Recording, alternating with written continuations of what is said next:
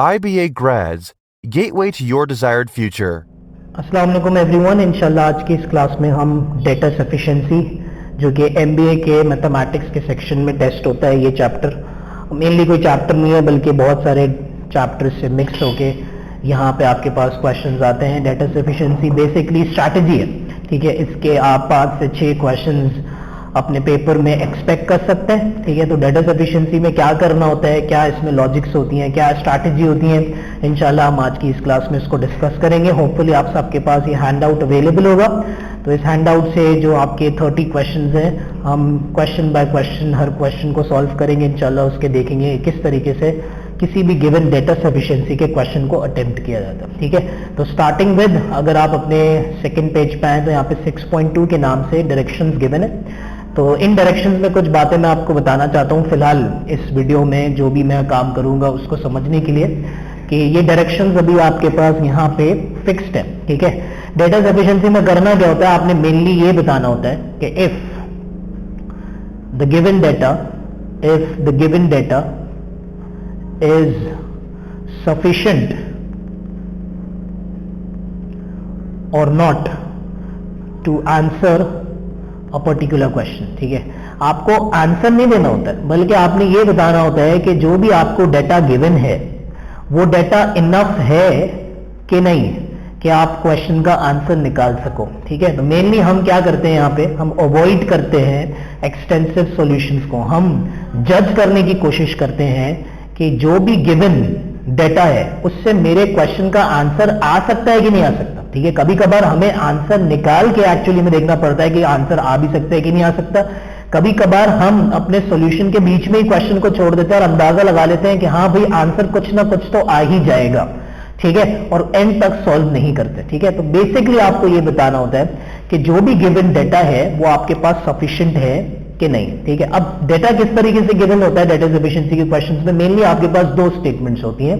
Statement 1, एक statement होगी statement 1 के नाम से, और एक स्टेटमेंट 2 आपको देगा वो, ठीक है। 2 स्टेटमेंट्स होंगी। उन 2 स्टेटमेंट्स के बारे में आपको जज करना होता है कि for a given question statement 1 enough है कि नहीं क्वेश्चन को आंसर करने के लिए, या फिर स्टेटमेंट 2 इनफ है क्वेश्चन को आंसर करने के लिए, ठीक है। इन दोनों बातों को कैसे यूज करते हैं, कैसे क्वेश्चंस को टैकल करते हैं, ये मैं आपको स्टेप बाय स्टेप समझाता हूं। लेकिन फिलहाल 6.2 द डायरेक्शंस में आपके पास कुछ बातें गिवन है, इन आंसर ऑप्शंस को समझ लें, ठीक है।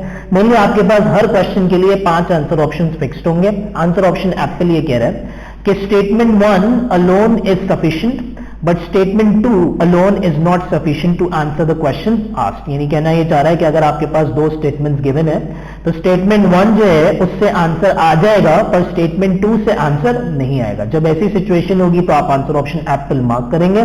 इसी का वाइस वर्सा कर लें, स्टेटमेंट 2 अलोन को कैप्स में भी किया हुआ, इसका क्या मतलब है मैं बताता हूं। Statement 2 alone is sufficient but statement 1 alone is not sufficient to answer the question asked. ये बिल्कुल सिमिलर आंसर ऑप्शन है, ठीक है, बस फर्क सिर्फ स्टेटमेंट 2 और स्टेटमेंट 1 का है। और आंसर ऑप्शन क्या कह रहा है, both statements 1 and 2 together are sufficient to answer the question asked but neither statement alone is sufficient. Answer option क्या कह रहा है कि स्टेटमेंट 1 और स्टेटमेंट 2 अलोन तो सफिशिएंट नहीं है, पर अगर स्टेटमेंट 1 और स्टेटमेंट 2 को मर्ज कर दिया जाए तो आंसर आ जाएगा, ठीक है। इसका क्या मतलब है आगे देखते हैं।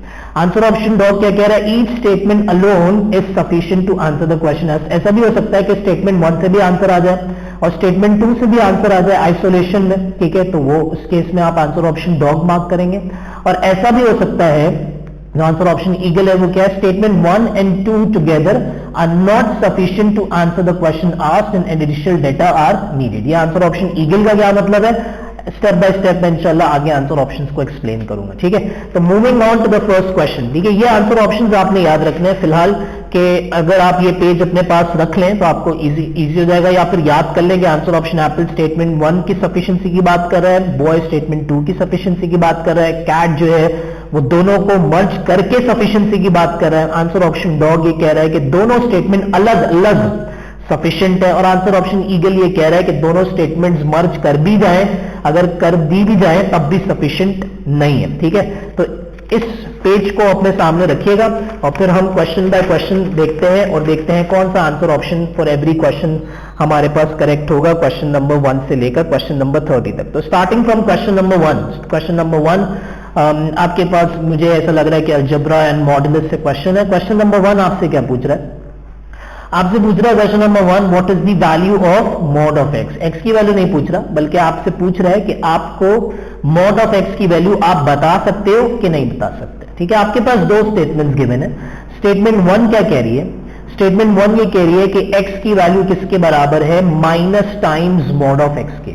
आप अपना क्वेश्चन स्टार्ट कैसे करते हो कि अभी आप फिलहाल सिर्फ स्टेटमेंट 1 पे फोकस करोगे। ठीक है, आपने स्टेटमेंट 2 पढ़नी भी नहीं है। ठीक है, आप भूल जाए स्टेटमेंट 2 जैसी यहां पे कोई चीज है। ठीक है, आपने सिर्फ स्टेटमेंट 1 को देखना है और स्टेटमेंट 1 को देखते हुए आपने बताना है कि आप मॉड ऑफ एक्स की कोई एक फिक्स्ड वैल्यू बता सकते हो कि नहीं बता सकते। मेनली क्वेश्चन ये है कि मॉड ऑफ एक्स की वैल्यू क्या है। ठीक है, और आपको स्टेटमेंट ये गिवन है, इस स्टेटमेंट को यूज करके आप मॉड ऑफ एक्स की कोई एक पर्टिकुलर फिक्स्ड वैल्यू बता सकते हो कि नहीं बता सकते। ठीक है, आपने ये बताना। ठीक है, तो फिलहाल अगर इस इक्वेशन को मैं ट्रांसफॉर्म करूं, इस माइनस को उधर लाके डिवाइड कर दूं, तो मेरे पास फिलहाल ये बन रहा है कि mod of x equals to कितना हो रहा है? Minus x. मैं सॉल्व करने की कोशिश कर रहा हूं, देख रहा हूं एक्स की वैल्यू क्या आ सकती है। ठीक है, तो mod of x is equals to minus x. अच्छा, हमने ये बात पढ़ी हुई है इनइक्वालिटीज एंड मॉडुलस में कि मॉड ऑफ अ नंबर की जो मिनिमम पॉसिबल वैल्यू होती है, मॉड ऑफ एनी नंबर की जो मिनिमम पॉसिबल वैल्यू होती है वो 0 होती है। अगर किसी भी नंबर पे मॉड लग जाए तो उसका आंसर जो है वो नेगेटिव में नहीं आ सकता। किसी भी नंबर पे आप मॉड लगा दें तो उस नंबर का आंसर जो है वो नेगेटिव में नहीं आ सकता। मिनिमम जो आंसर आ सकता है वो 0 आ सकता है। ठीक है, अच्छा, इस बात से मुझे ये अंदाजा हो रहा है कि अगर यहां पे लिखा हुआ mod of x is equals to minus x, तो इस बात का मतलब क्या है कि ये जो माइनस एक्स की वैल्यू है ना, ये एक नॉन नेगेटिव वैल्यू है। ठीक है, क्योंकि मॉड ऑफ एक्स का आंसर नेगेटिव में नहीं आ सकता। यानी जो माइनस एक्स की वैल्यू है ये एक नॉन नेगेटिव वैल्यू है। तो इस हिसाब से मुझे ये बात समझ आती है कि अगर मैं एक्स की कोई भी नेगेटिव वैल्यू यहां पे प्लेस कर दूं तो वह माइनस से मल्टीप्लाई होने के बाद वो चीज क्या बन जाएगी? पॉजिटिव बन जाएगी। और मुझे पॉजिटिव बनाना है क्योंकि मॉड ऑफ एक्स का आंसर कभी भी नेगेटिव में नहीं आता। इसका मतलब ये जो x है, सिर्फ मैं इस x की बात कर रहा हूं, ये जो x है, ये जो x होगा ये आपके पास एक नेगेटिव वैल्यू रखता होगा। बहुत सारी नेगेटिव वैल्यूज होती हैं दुनिया में। x की वैल्यू जब नेगेटिव होगी तभी वो माइनस से मल्टीप्लाई होके पॉजिटिव बनेगी, क्योंकि मॉड ऑफ एनी नंबर का आंसर पॉजिटिव में आ सकता है या 0 आ सकता है, नेगेटिव में नहीं आ सकता। इसलिए जस्ट कीपिंग थिंग्स सिंपल, 0 को मैं थोड़ी देर के लिए इग्नोर कर रहा हूं। मैं सिर्फ इतना बोल रहा हूं कि x की वैल्यू क्या होनी चाहिए? नेगेटिव में होनी चाहिए। हाँ, 0 भी हो सकती है, बिकॉज 0 टाइम्स माइनस 0 ही होता है, कोई उसमें मसला नहीं है। लेकिन इससे मुझे ये बात समझ आती है कि x की बहुत सारी वैल्यूज हो सकती हैं। ठीक है, मैं x की यहां पे बहुत सारी वैल्यूज फिट करके मॉड ऑफ x की बहुत सारी वैल्यूज निकाल सकता हूं। अब लेट्स सपोज x की वैल्यू -3 है। ठीक है, ऐसे ले सकता हूं। तो मॉड ऑफ x की वैल्यू क्या हो जाएगी? Minus times -3 positive 3। Let's suppose x की वैल्यू -8 है, तो minus times -8 mod of x की वैल्यू क्या हो जाएगी? पॉजिटिव 8। मतलब मॉड ऑफ x के बहुत सारे आंसर्स आ रहे हैं। कोई एक फिक्स आंसर आप बता सकते हो कि मॉड ऑफ x का श्योरिटी से बस यही आंसर होगा और उसके अलावा कोई नहीं होगा? भाई मॉड ऑफ x का आंसर 3 भी हो सकता है, 8 भी हो सकता है, 9 भी हो सकता है, 10 भी हो सकता है, 20 भी हो सकता है, 25 भी हो सकता है, पर एक्चुअली में होगा क्या? क्या आप ये बता सकते हो कि नहीं बता सकते? आप नहीं बता सकते। मॉड ऑफ x की कोई एक फिक्स्ड पर्टिकुलर वैल्यू नहीं आ रही है। आप x की, जो कि एक नेगेटिव नंबर है और 0 भी हो सकता है, आप x की वैल्यू चेंज करते जाएं, मॉड ऑफ x का आंसर बदलते जाएगा। तो भाई मॉड ऑफ x का आंसर बदलता जाएगा तो भाई मॉड ऑफ x का आंसर कोई फिक्स तो नहीं हुआ ना। यानी आप मॉड ऑफ x का आंसर नहीं बता सकते। मॉड ऑफ x के आंसर बहुत सारे आंसर होंगे, कोई एक पर्टिकुलर आंसर नहीं बता सकते। इसका मतलब क्या हुआ?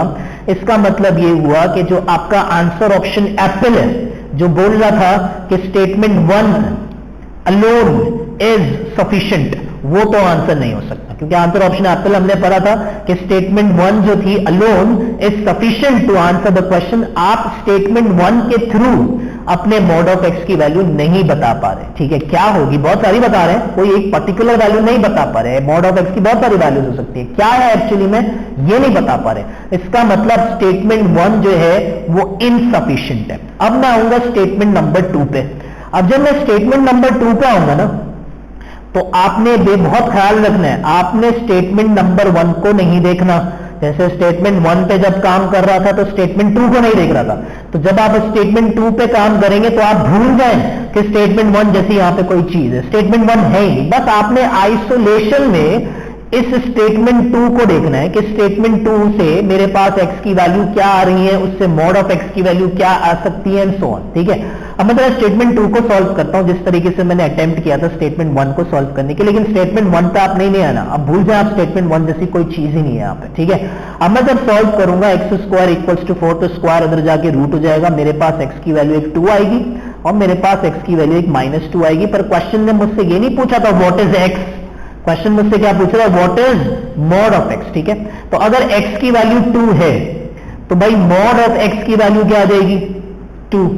और अगर x की वैल्यू -2 है, ठीक है, x2 भी हो सकता है और x -2 भी हो सकता है। तो जब x की वैल्यू में -2 डालूंगा तो मॉड ऑफ -2 का आंसर अभी भी क्या आ रहा है, 2 ही आ रहा है। 3 4 5 6 7 कुछ और तो नहीं आ रहा ना, अदर देन 2 तो नहीं आ रहा। यानी दोनों केसेस में x सिर्फ 2 ही पॉसिबल वैल्यूज ले सकता था यहां पे। इन दोनों पॉसिबल वैल्यूज ऑफ x से मॉड ऑफ x का आंसर क्या आ रहा है, सिर्फ 2 आ रहा है, 2 के अलावा कुछ नहीं आ रहा है। यानी मैं श्योरिटी से कह सकता हूं कि जो क्वेश्चन मुझसे पूछ रहा था what is mod of x, मैं बता सकता हूं भाई इसको कि मॉड ऑफ x की वैल्यू क्या होगी, 2 होगी, और कंफर्म तौर पे बता सकता हूं 2 के अलावा कुछ और नहीं हो सकती मॉड ऑफ x की वैल्यू इस सिनेरियो में। मैंने ट्राई किया था कि 2 डाला, 2 आया, फिर मैंने ट्राई किया चलो -2 डाल के देख लेते हैं, हो सकता है -2 से मॉड ऑफ x का कुछ और आंसर आ रहा हो। उस केस में तो स्टेटमेंट नंबर 2 इनसफिशिएंट हो जाती है, लेकिन -2 पुट करने से मॉड ऑफ x का आंसर अभी भी 2 ही आ रहा है। यानी मैं श्योरिटी से कह सकता हूं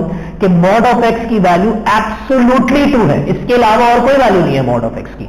यानी इसका मतलब स्टेटमेंट नंबर 2 जो है वो आपके पास अलोन सफिशिएंट है इस क्वेश्चन नंबर 1 को आंसर करने के लिए। यानी आपका जो करेक्ट आंसर हो जाएगा वो आंसर ऑप्शन बॉय हो जाएगा, जो कि कह रहा था कि statement 2 alone is sufficient but statement 1 alone is insufficient to answer the question. अब कैट, डॉग और ईगल पे कब आते हैं वो अभी हम आहिस्ता आहिस्ता करके समझेंगे, ठीक है।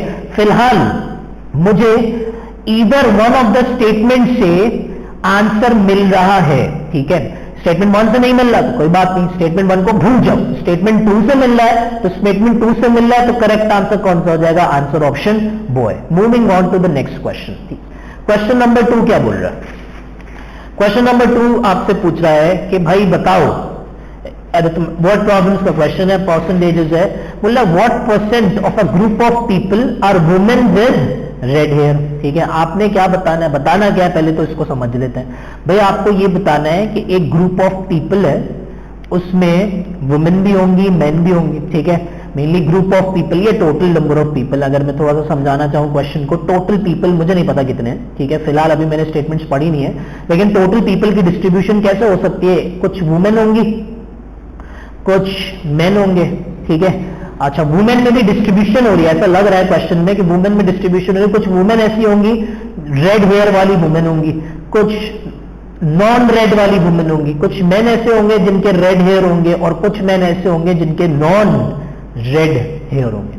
आपसे पूछ क्या रहा है, आपसे पूछ रहा है what % of a group of people are women with red hair. यानी अगर मुझे ये पता चल जाए कि रेड हेयर की वुमेन की अमाउंट कितनी है और टोटल नंबर ऑफ पीपल कितने हैं, तो मैं रेड हेयर वुमेन की value divided by total number of people करूंगा, मल्टीप्लाइड बाय 100 करूंगा, रेड हेयर्ड वुमेन की परसेंटेज आ जाएगी। अब मुझे ये बताना है कि भाई ये चीज मैं कर भी सकता हूं कि नहीं कर सकता, यानी मुझे अपना आंसर निकालने के लिए ये 2 बातें तो चाहिए, ठीक है, कि quantity of red haired women, सही है, quantity of red heard people नहीं चाहिए, स्पेसिफिकली मुझे क्या चाहिए, quantity of red haired women out of total number of people.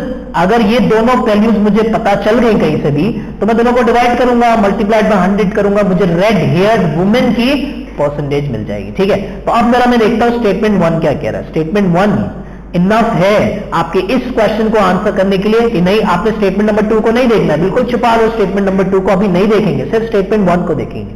आपको ये बोल रहा है स्टेटमेंट 1 में of the women in the group 5% have red hair. भाई वो बोल रहा है कि जितनी भी वुमेन है ना ग्रुप में, वुमेन, उन वुमेन का 5% रेड हेयर्ड वुमेन है।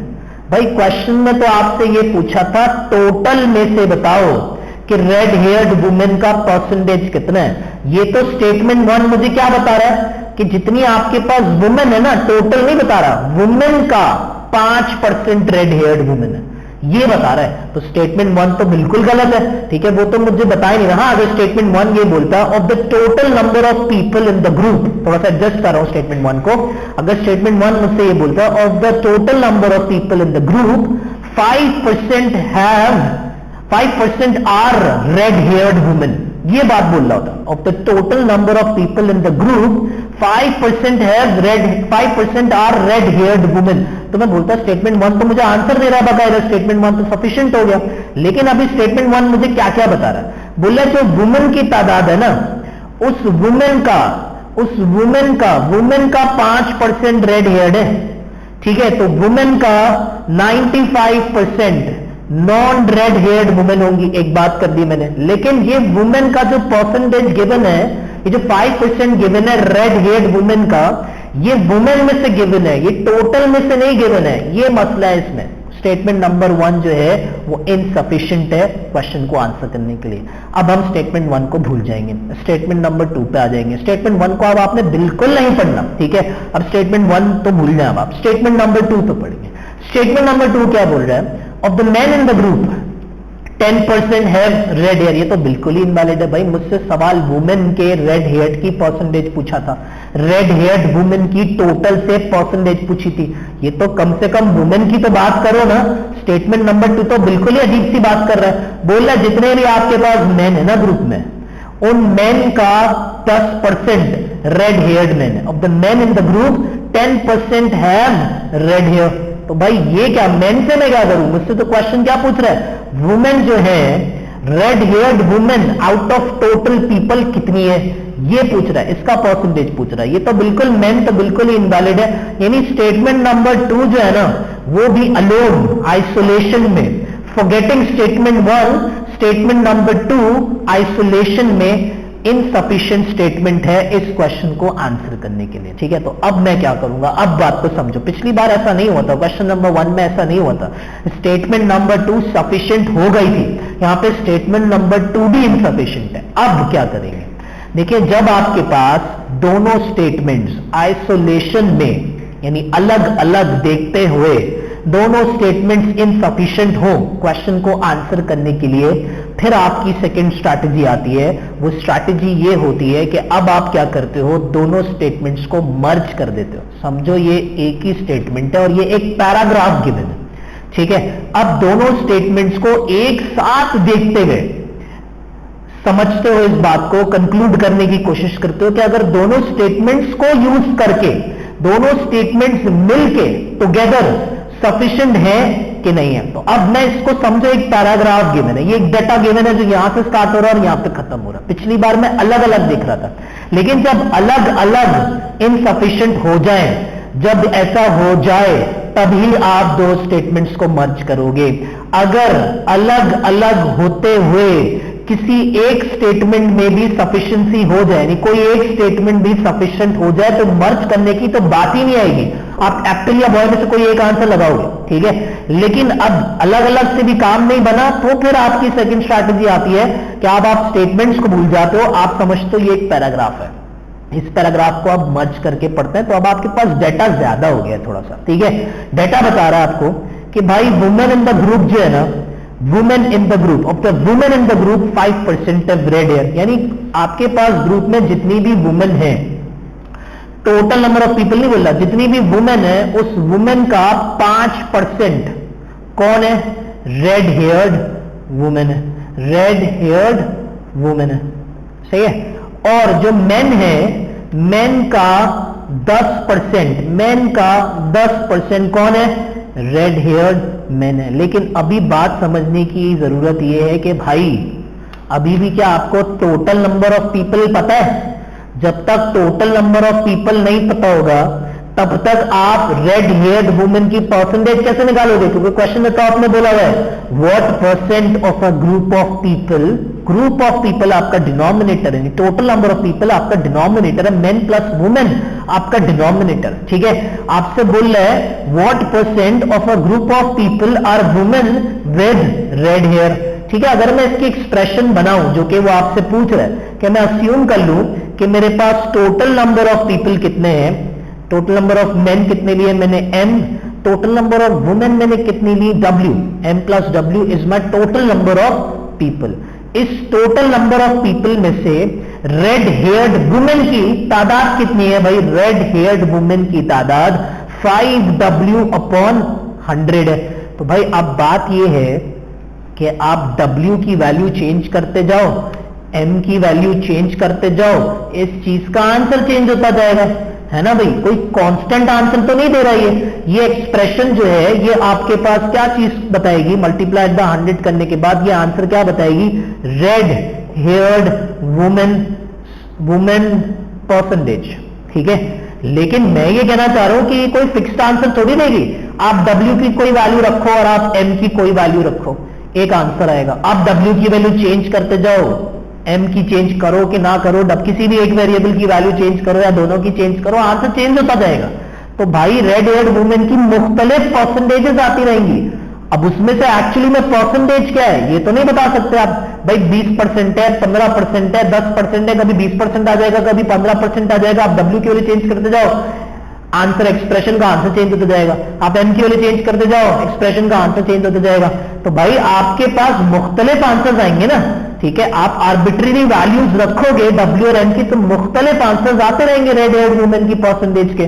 तो आंसर क्या होगा? आंसर तो आप नहीं बता सकते, मुख्तलिफ आंसर डेटा सफिशिएंसी में वर्क नहीं करते। ठीक है, तो इसका मतलब क्या हुआ? ये दोनों स्टेटमेंट्स मर्ज करने के बाद भी, ये दोनों स्टेटमेंट्स आपके पास मर्ज करने के बाद भी सफिशिएंट नहीं है। ठीक है, तो अब आपका आंसर क्या होना चाहिए? देखिए आपका पहला आंसर, अगर आप फिर से उस पेज पे आ जाएं जिसपे सारे आंसर्स लिखे हुए थे, apple, boy, cat, dog, eagle जो हम देख रहे थे, उसमें आपके पास सबसे पहला आंसर था स्टेटमेंट 1 अलोन इज सफिशिएंट, जो कि बिल्कुल गलत। Statement 2 alone is sufficient, answer option boy था, वो बिल्कुल गलत। स्टेटमेंट नंबर 3 क्या थी आपकी? ठीक है, मैं भी देख लूं जरा। स्टेटमेंट नंबर 3 क्या थी? Both statements 1 and 2 together are sufficient, वो भी ट्राई किया मैंने। स्टेटमेंट 1 एंड 2 को मर्ज कर दिया, पैराग्राफ बना दिया, तब भी सफिशिएंट नहीं है, यानी आंसर ऑप्शन कैट भी गलत, तब भी आंसर नहीं आ रहा ना आपके पास। आंसर ऑप्शन डॉग क्या कहता है? Each statement alone is sufficient to answer the question, आती तो बिल्कुल ही गलत है। वो बोल रहा है स्टेटमेंट नंबर 1 आइसोलेशन में एंड स्टेटमेंट नंबर 2 आइसोलेशन में दोनों सफिशिएंट है, वो तो बिल्कुल ही गलत है। आंसर ऑप्शन ईगल सही हो जाएगा। Statement 1 and 2 together are not sufficient to answer the question asked and additional data are needed। ठीक है, मतलब वो बोल रहा आंसर ऑप्शन ईगल के भाई अलग अलग तो सफिशिएंट थे ही नहीं, वो तो बात बहुत पहले की गुजर गई। अभी हमने मर्ज करके इंफॉर्मेशन डबल करने की कोशिश करी, इंफॉर्मेशन और लेने की कोशिश करी, तब भी टुगेदर करके बाद भी सफिशिएंसी नहीं है, सफिशिएंट नहीं है, ये मर्ज करने के बाद भी सफिशिएंट नहीं है। इसका मतलब करेक्ट आंसर आपका आंसर ऑप्शन ईगल हो जाएगा। क्वेश्चन नंबर 2 का ईगल आंसर हो जाएगा। ठीक है, moving on to the next question. Next question क्या बोल रहा है? Question number 3। क्वेश्चन नंबर 3 में क्या है? इन a certain class, Aahista Aahista थोड़ा सा पढ़ते जाओगे भी समझ आता जाएगा इंशाल्लाह। In a certain class one student is to be selected at random to read. सही है, आपसे बोल रहा है कि एक क्लास है, उसमें आपने किसी एक बच्चे को सिलेक्ट करना है रीड करने के लिए। ठीक है, what is the probability that a boy will read? ठीक है, अगर किसी ने अभी प्रोबेबिलिटी नहीं पढ़ी हुई है तो बस इतनी बात समझ लो, आपसे बॉय का फ्रैक्शन पूछ रहा है। Keeping things simple.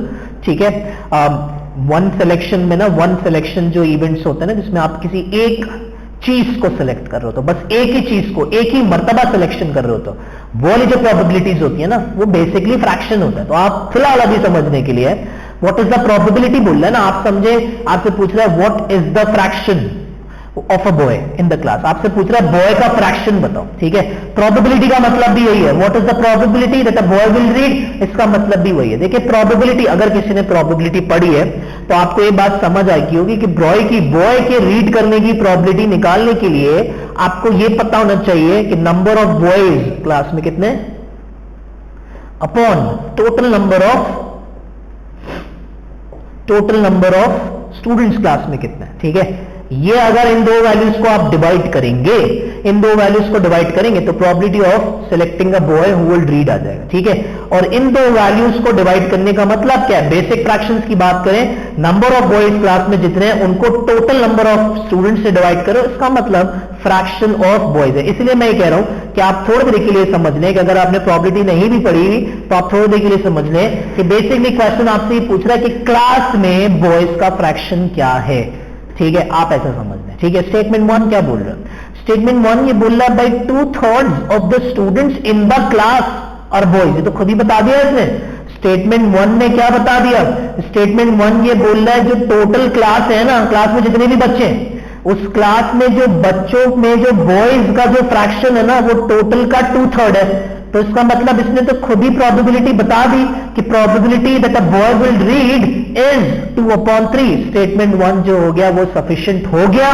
इसका मतलब क्या हुआ, स्टेटमेंट 1 अगर सफिशिएंट हो गया ना तो इसका मतलब ये है कि irrespective of what statement 2 comes, आपने मर्ज नहीं करना है, यहां पे आपने इनको एज अ पैराग्राफ रीड नहीं करना, क्योंकि एज अ पैराग्राफ सिर्फ तब रीड करते हैं, जैसे क्वेश्चन नंबर 2 में हमने किया था, सिर्फ तब रीड करते हैं जब दोनों स्टेटमेंट्स अकेले अकेले इनसफिशिएंट हो जाए।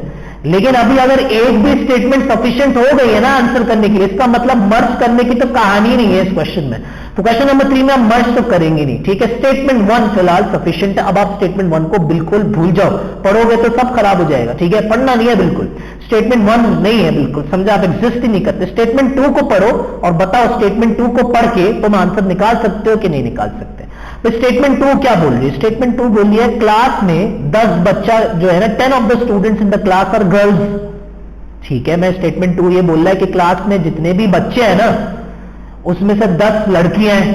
तो भाई बच्चे कितने हैं, अगर स्टेटमेंट 2 मुझे ये बताए कि क्लास में 30 बच्चे हैं, 30 टोटल बच्चे हैं, उसमें से 10 लड़कियां हैं, अगर ये बोलता 10 लड़कियां हैं तो मैं बोलता भाई जब 30 में से 10 लड़के हैं तो 20 लड़के होंगे और लड़कों का फ्रैक्शन निकाल लेता, 20/30 कर लेता, 2/3 लड़कों का फ्रैक्शन आ जाता है, लड़कों की प्रोबेबिलिटी आ जाती।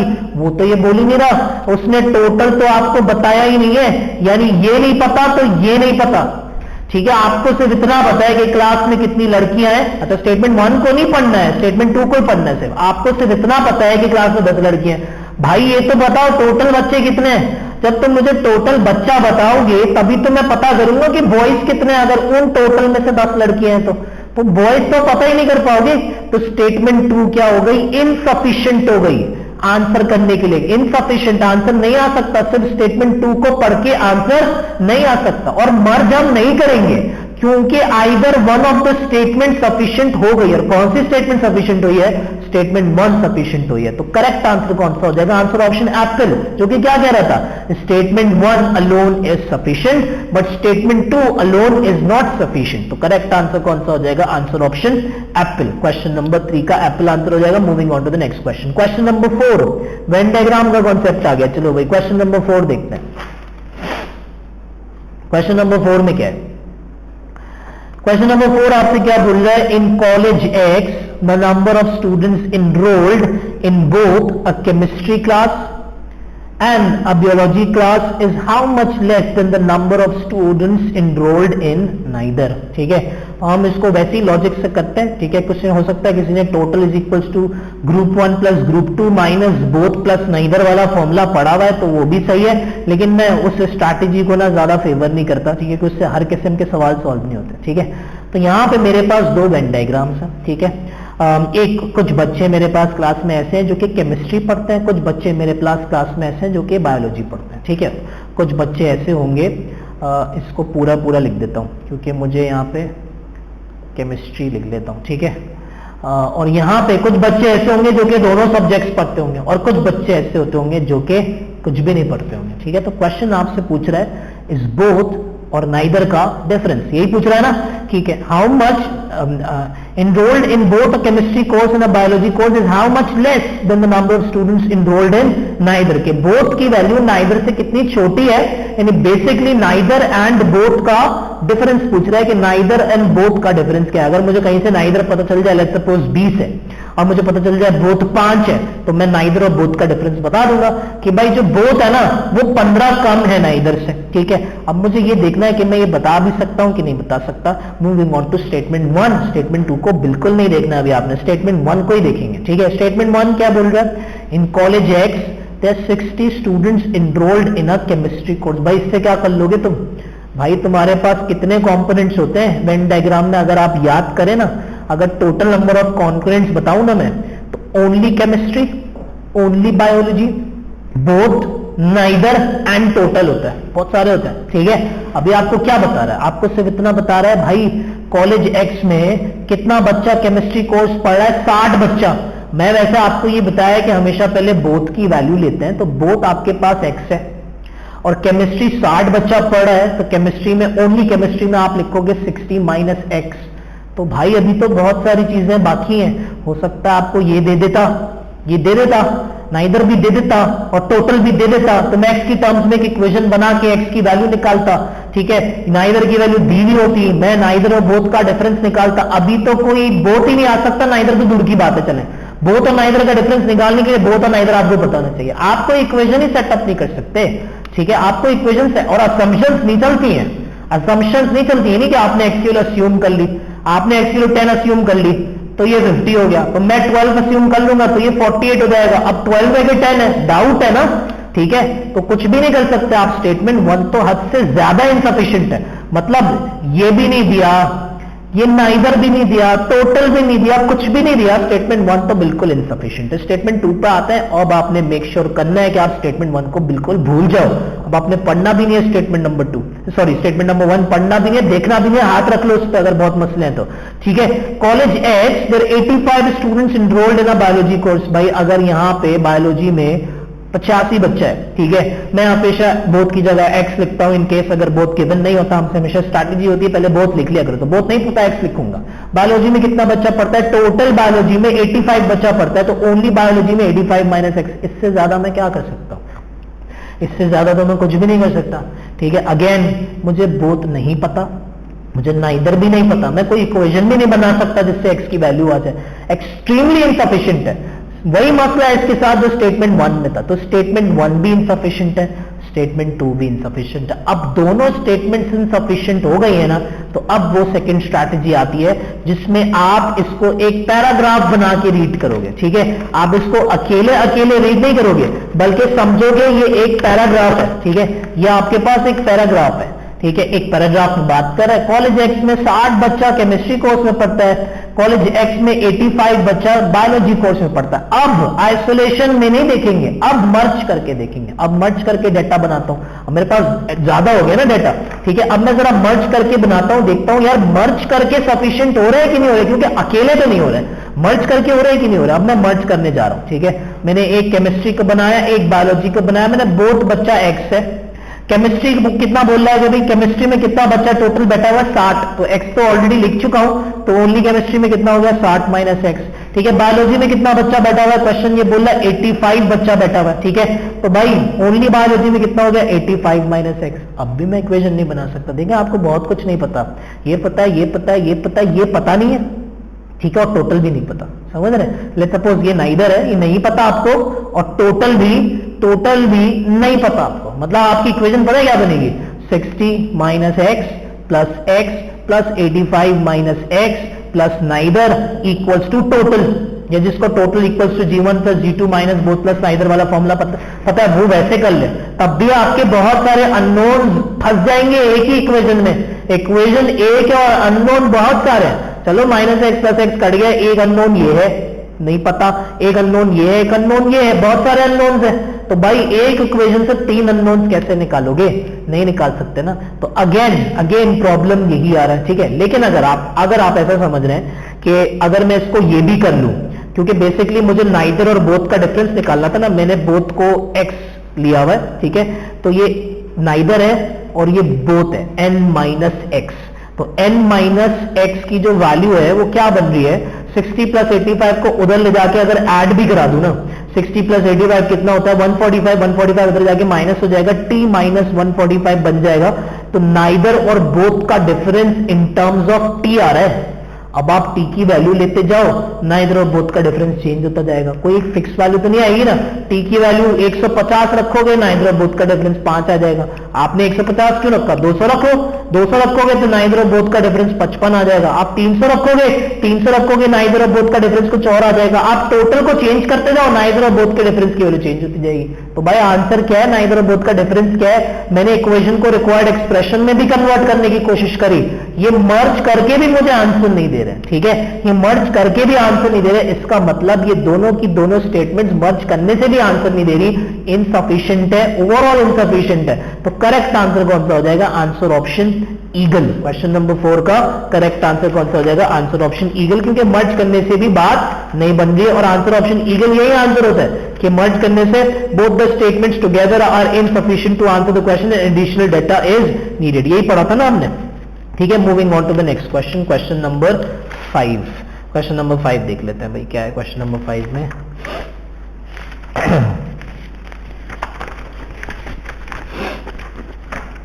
क्वेश्चन नंबर 5 क्या कह रहा है, आसान सवाल लग रहा है। A certain expression has exits, a certain expressway has exits J, K, L and M in that order, ठीक है। What is the road distance from exit K? पहले मैं बना लेता हूँ, ठीक है। ये आपके पास बिल्कुल ऐसे ही है कुछ। Let's suppose this is exit J, this is exit K, ये इक्वल नहीं है, मैं चलो अलग अलग बना देता हूँ। L है ये, let's suppose, and somewhere यहाँ पे आपके पास एक M है, ठीक है। exit J, K, L, M इस ऑर्डर में गिवन है। What is the road distance from exit K to exit L? आपको ये बताना है K से लेकर L तक का डिस्टेंस कितना है, ठीक है। चलो भाई स्टेटमेंट 1 पढ़ते हैं, और सिर्फ स्टेटमेंट 1 ही पढ़ेंगे अभी, स्टेटमेंट 2 को भूल जाए बिल्कुल, आप पढ़ना भी नहीं है, देखना भी नहीं है। The road distance from exit J to exit L is 21 kilometre, ठीक है। स्टेटमेंट 1 ने फिलहाल मुझे इतनी बात बताई कि J से लेकर L तक का जो डिस्टेंस है, J से लेकर L तक का जो डिस्टेंस है वो कितना है, 21। तो अगर आपको K से लेकर L तक का चाहिए ना, तो इतना पोर्शन तो बताओ मुझे ताकि मैं माइनस तो करूं, ठीक है। भाई आपको पता है यहां से लेकर यहां तक 21 है, ठीक है। यहां से लेकर यहां तक कितना है, 21 है। J से लेकर L तक 21 है, आपको बीच का चाहिए ये।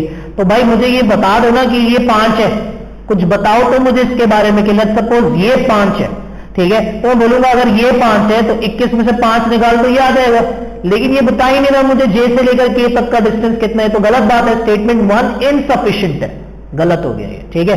स्टेटमेंट 2 पे आता है, ठीक है। स्टेटमेंट 2 अब भूल जाना, ये इसको नहीं देखना। अब स्टेटमेंट 1 में मैं इसको काट रहा हूं भाई, इसको मैं काट रहा हूं, आप लोग देखोगे ना इसको बिल्कुल भूल जाए आप स्टेटमेंट 1 को भूल जाए, कुछ कवर ही नहीं है आपको, कुछ भी नहीं गिवन, बस K से लेकर L तक पूछना है, ठीक है। स्टेटमेंट 2 क्या बोल रहा है, the road distance from exit K to exit M is 26 kilometre.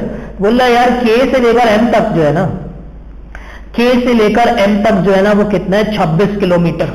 तो फिर वही मसला है भाई, K से लेकर M तक 26 है, तो इतना पोर्शन तो मुझे दे दो ना भाई कि K से लेकर M तक तो 26 है, समझ आ रही बात। अगर तुम L से लेकर M तक भी दे देते तो मैं इस वैल्यू को 26 में से माइनस करता, ये K से लेकर L तक आ गया, वो दे ही नहीं रहा, उसका मतलब तो ये गलत हो गया। स्टेटमेंट 2 भी क्या हो गई, इनसफिशिएंट। अब मुश्किल काम शुरू हो गया, ठीक है, क्योंकि अब दोनों स्टेटमेंट्स इनसफिशिएंट हो गए ना, तो मर्ज करने वाला जो स्ट्रैटेजी होता है ना वो असल में मुश्किल होता है थोड़ा, ठीक है। तो ये मुश्किल वो मसला हो गया अभी, ठीक है। अब मर्ज करना पड़ेगा। अब मर्ज करने का मतलब आप इसको एक पैराग्राफ पढ़ेंगे, ठीक है। आप भूल जाए स्टेटमेंट 1 2 कुछ नहीं है, एक पैराग्राफ लिखा हुआ, ठीक है। तो रोड डिस्टेंस से बात स्टार्ट हो रही है और 26 किलोमीटर पे बात खत्म हो रही है, ठीक है। पूरा एक पैराग्राफ है, ठीक है। तो रोड डिस्टेंस अब मैं फिर से बना लेता हूं, ठीक है, कीपिंग थिंग सिंपल। ये J हो गया, ये K हो गया, let's suppose this is L and this is somewhere M, ठीक है। तो अब दोनों स्टेटमेंट्स को मर्ज करके, दोनों इंफॉर्मेशन को मर्ज करके समझेंगे। The road distance from exit J to exit L, J से लेकर L तक कितना हो गया भाई, 21, ये लिख लिया मैंने।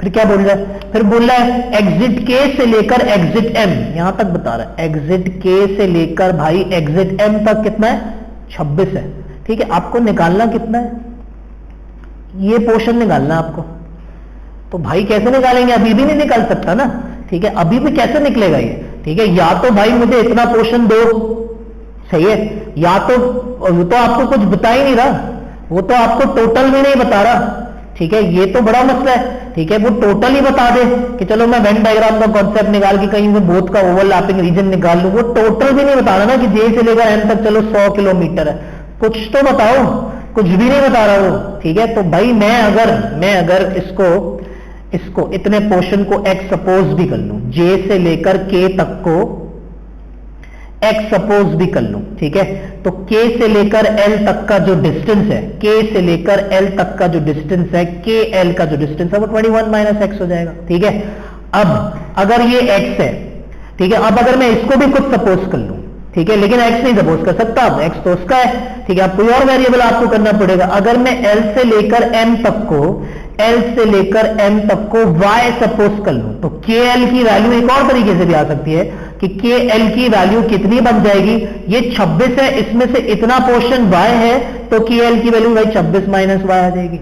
अब ये भी kl है, ये भी kl है, दोनों को इक्वेट कर देता हूं, तो 21 minus x is equal to 26 minus y बन रहा है। एक इक्वेशन है, दो अननोन वेरिएबल्स है, वैल्यू कैसे निकालोगे, एक्स की या फिर वाई की, किसी एक की भी आ जाएगी चलेगा, ठीक है, लेकिन किसी एक की भी नहीं आ पाएगी ना तो एक्स की आ पाएगी ना तो वाई की आ पाएगी, ठीक है। इसका मतलब मर्ज करने से भी बात नहीं हो रही है, फुलफिल नहीं हो रही है ना, ठीक है। हमने तो ये बात पढ़ी अलजेब्रा में शुरू से, सबसे पहले ही क्लास में मैंने ये बात बताई थी, एक इक्वेशन है, दो अननोन वेरिएबल्स हैं, इंडिविजुअल वैल्यू निकालोगे कैसे, नहीं निकाल सकते, ठीक है। तो आपके पास ये आंसर गलत है। क्वेश्चन नंबर 5 में मर्ज करने से भी बात नहीं बन रही, ठीक है, यानी ये मर्ज करने के बाद भी सूटेबल नहीं है, तो बोथ द स्टेटमेंट्स टुगेदर भी इनसफिशिएंट है। करेक्ट आंसर ऑप्शन ईगल हो जाएगा।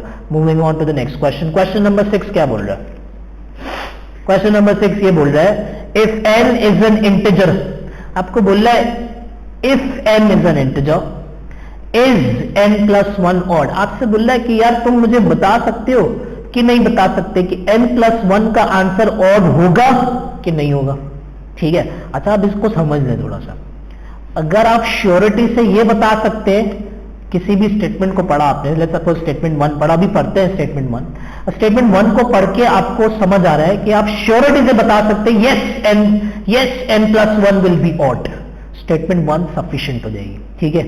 और अगर आप स्टेटमेंट 1 को पढ़ के ये बता पा रहे हो no n plus 1 will not be odd, इसका मतलब तब भी स्टेटमेंट 1 सफिशिएंट हो जाएगी। इस बात को थोड़ा सा समझो, उसका सवाल सिर्फ इतना है इज n प्लस 1 ऑड, ठीक है। अगर आप 100% यस बता सकते हो स्टेटमेंट 1 सफिशिएंट है, अगर आप 100% नो भी बता सकते हो, no n plus 1 is not odd, it will never be odd, ठीक है, n plus 1 will never be odd. यहां पर ये बोल सकते हो yes n plus 1 will always be odd, इधर वे स्टेटमेंट 1 सफिशिएंट है, ठीक है। यस एब्सोल्युटली यस बता सकते हो सफिशिएंट है, एब्सोल्युटली नो बता सकते हो सफिशिएंट है। क्यों क्वेश्चन ये पूछ रहा है आपसे, बता सकते हो कि नहीं बता सकते, यस और नो में आंसर देना, ठीक है। अब जरा देखते हैं भाई स्टेटमेंट 1 क्या बोल रही है, ठीक है। स्टेटमेंट 1 ये बोल रही है, स्टेटमेंट 2 को बिल्कुल नहीं देखना। स्टेटमेंट 1 ये बोल रही है भाई n प्लस 2 का जो आंसर है ना वो इवन है, ठीक है, एक इवन आंसर है n प्लस 2 का, ठीक है भाई। अच्छा जरा देखते हैं भाई n प्लस 2 का आंसर इवन कैसे हो सकता है। n एक इंटीजर है, क्वेश्चन ने टॉप पे बताया हुआ आपको n एक इंटीजर है, वो बात तो ट्रू है, ठीक है। अब इंटीजर तो इवन भी होते हैं ऑड भी होते हैं। अगर मैं n की वैल्यू ऑड लूं, ठीक है, if n is odd, statement 2 को कोई ना देखे भाई, इफ n इज ऑड, तो अगर n की वैल्यू मैं ऑड लेता हूं तो 1 एक ऑड नंबर है, 1 प्लस 2 3 होता है, आंसर इवन नहीं आ रहा, आंसर ऑड आ रहा है, इसका मतलब n ऑड तो नहीं होगा, ठीक है। अच्छा अब मैं n की वैल्यू इवन लेता हूं, if n is even, if n is even, कोई भी इवन नंबर को प्लेस करते हैं यहां पे, ठीक है। तो 2 पुट करूं तो 2 प्लस 2 आंसर क्या आ रहा है 4, which is an even number. कोई और इवन वैल्यू चूज करो कंफर्म करने के लिए, n के लिए 10 रख लो, n के लिए इवन रखते हैं 10 रख लो, 10 प्लस 2 आंसर क्या आता है 12, अगेन आंसर इवन आ रहा है, यानी ये बात मुझे कंफर्म है। स्टेटमेंट 1 से फिलहाल मुझे इतनी बात कंफर्म हो गई है कि n की वैल्यू एक इवन वैल्यू है, और अगर n की वैल्यू एक इवन वैल्यू है तो क्या, मेरा सवाल समझो, क्या दुनिया के हर इवन वैल्यू से, क्या दुनिया की हर इवन वैल्यू से n प्लस 1 का आंसर ऑड आएगा कि नहीं आएगा, सवाल ये है, ठीक है, दुनिया की बहुत सारी इवन वैल्यूज ले ले आप, ठीक है, n इज इवन है, यहां पुट करता हूं क्वेश्चन में, जो क्वेश्चन है n की वैल्यू इवन है, n की वैल्यू 100 ले ली, 100 प्लस 1 आंसर ऑड आ रहा है, n की वैल्यू आप 3000 ले लो, 3000 प्लस 1 आंसर अभी भी ऑड आ रहा है, 3001 आ रहा है, n की वैल्यू आप 4 ले लो, 4 प्लस 1 5 आंसर अभी भी ऑड आ रहा है, यानी मैं कहना चाह रहा हूं n की वैल्यू, ये बात तो हमें कंफर्म है कि n is absolutely even, and for all the even values of n plus 1 will always be odd. इसका मतलब यस आप ये कंफर्म तौर पे कह सकते हो, 100% श्योरिटी से कह सकते हो, जरा सा भी डाउट नहीं है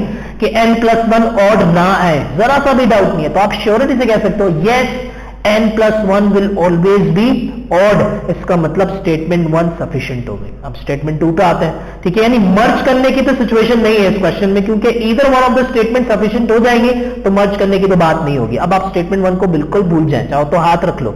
स्टेटमेंट 2 क्या बोल रहे हैं, बोल रहा है n-1 का आंसर ऑड है, ठीक है, सही। अब चलो ये ले लेते हैं, ठीक है, n-1 का आंसर अगर ऑड है तो n की वैल्यू जरा मैं ऑड रख के देखता हूं, ठीक है, कोई भी ऑड नंबर रखो, ठीक है, लेट्स सपोज आप n की वैल्यू 1 रखोगे, ठीक है, तो उसको ये वाली बात भूल जाओ, ठीक है, इफ n इज ऑड को चेक करो, इफ n इज ऑड, ठीक है, तो n की वैल्यू ऑड रखी 1, 1 माइनस 1 कितना होता है 0, 0 तो इवन होता है, ठीक है, इसका मतलब n की वैल्यू ऑड तो नहीं है, n की वैल्यू इवन रख के देखते हैं, ठीक है, if n is even, n की वैल्यू 2 रखी तो 2 माइनस 1 कितना होता है ऑड बनता है, n की वैल्यू कोई और इवन नंबर रखो, 100 रख दो, 100 माइनस 1 कितना होता है 99, 99 एक ऑड नंबर, यानी इसका मतलब मैं श्योर हूं कि स्टेटमेंट नंबर 2 के तहत n जो है, यहां पे n जो है n इज एब्सोल्युटली इवन, कोई चांस ही नहीं है कि n इवन ना हो, ठीक है, n is absolutely even.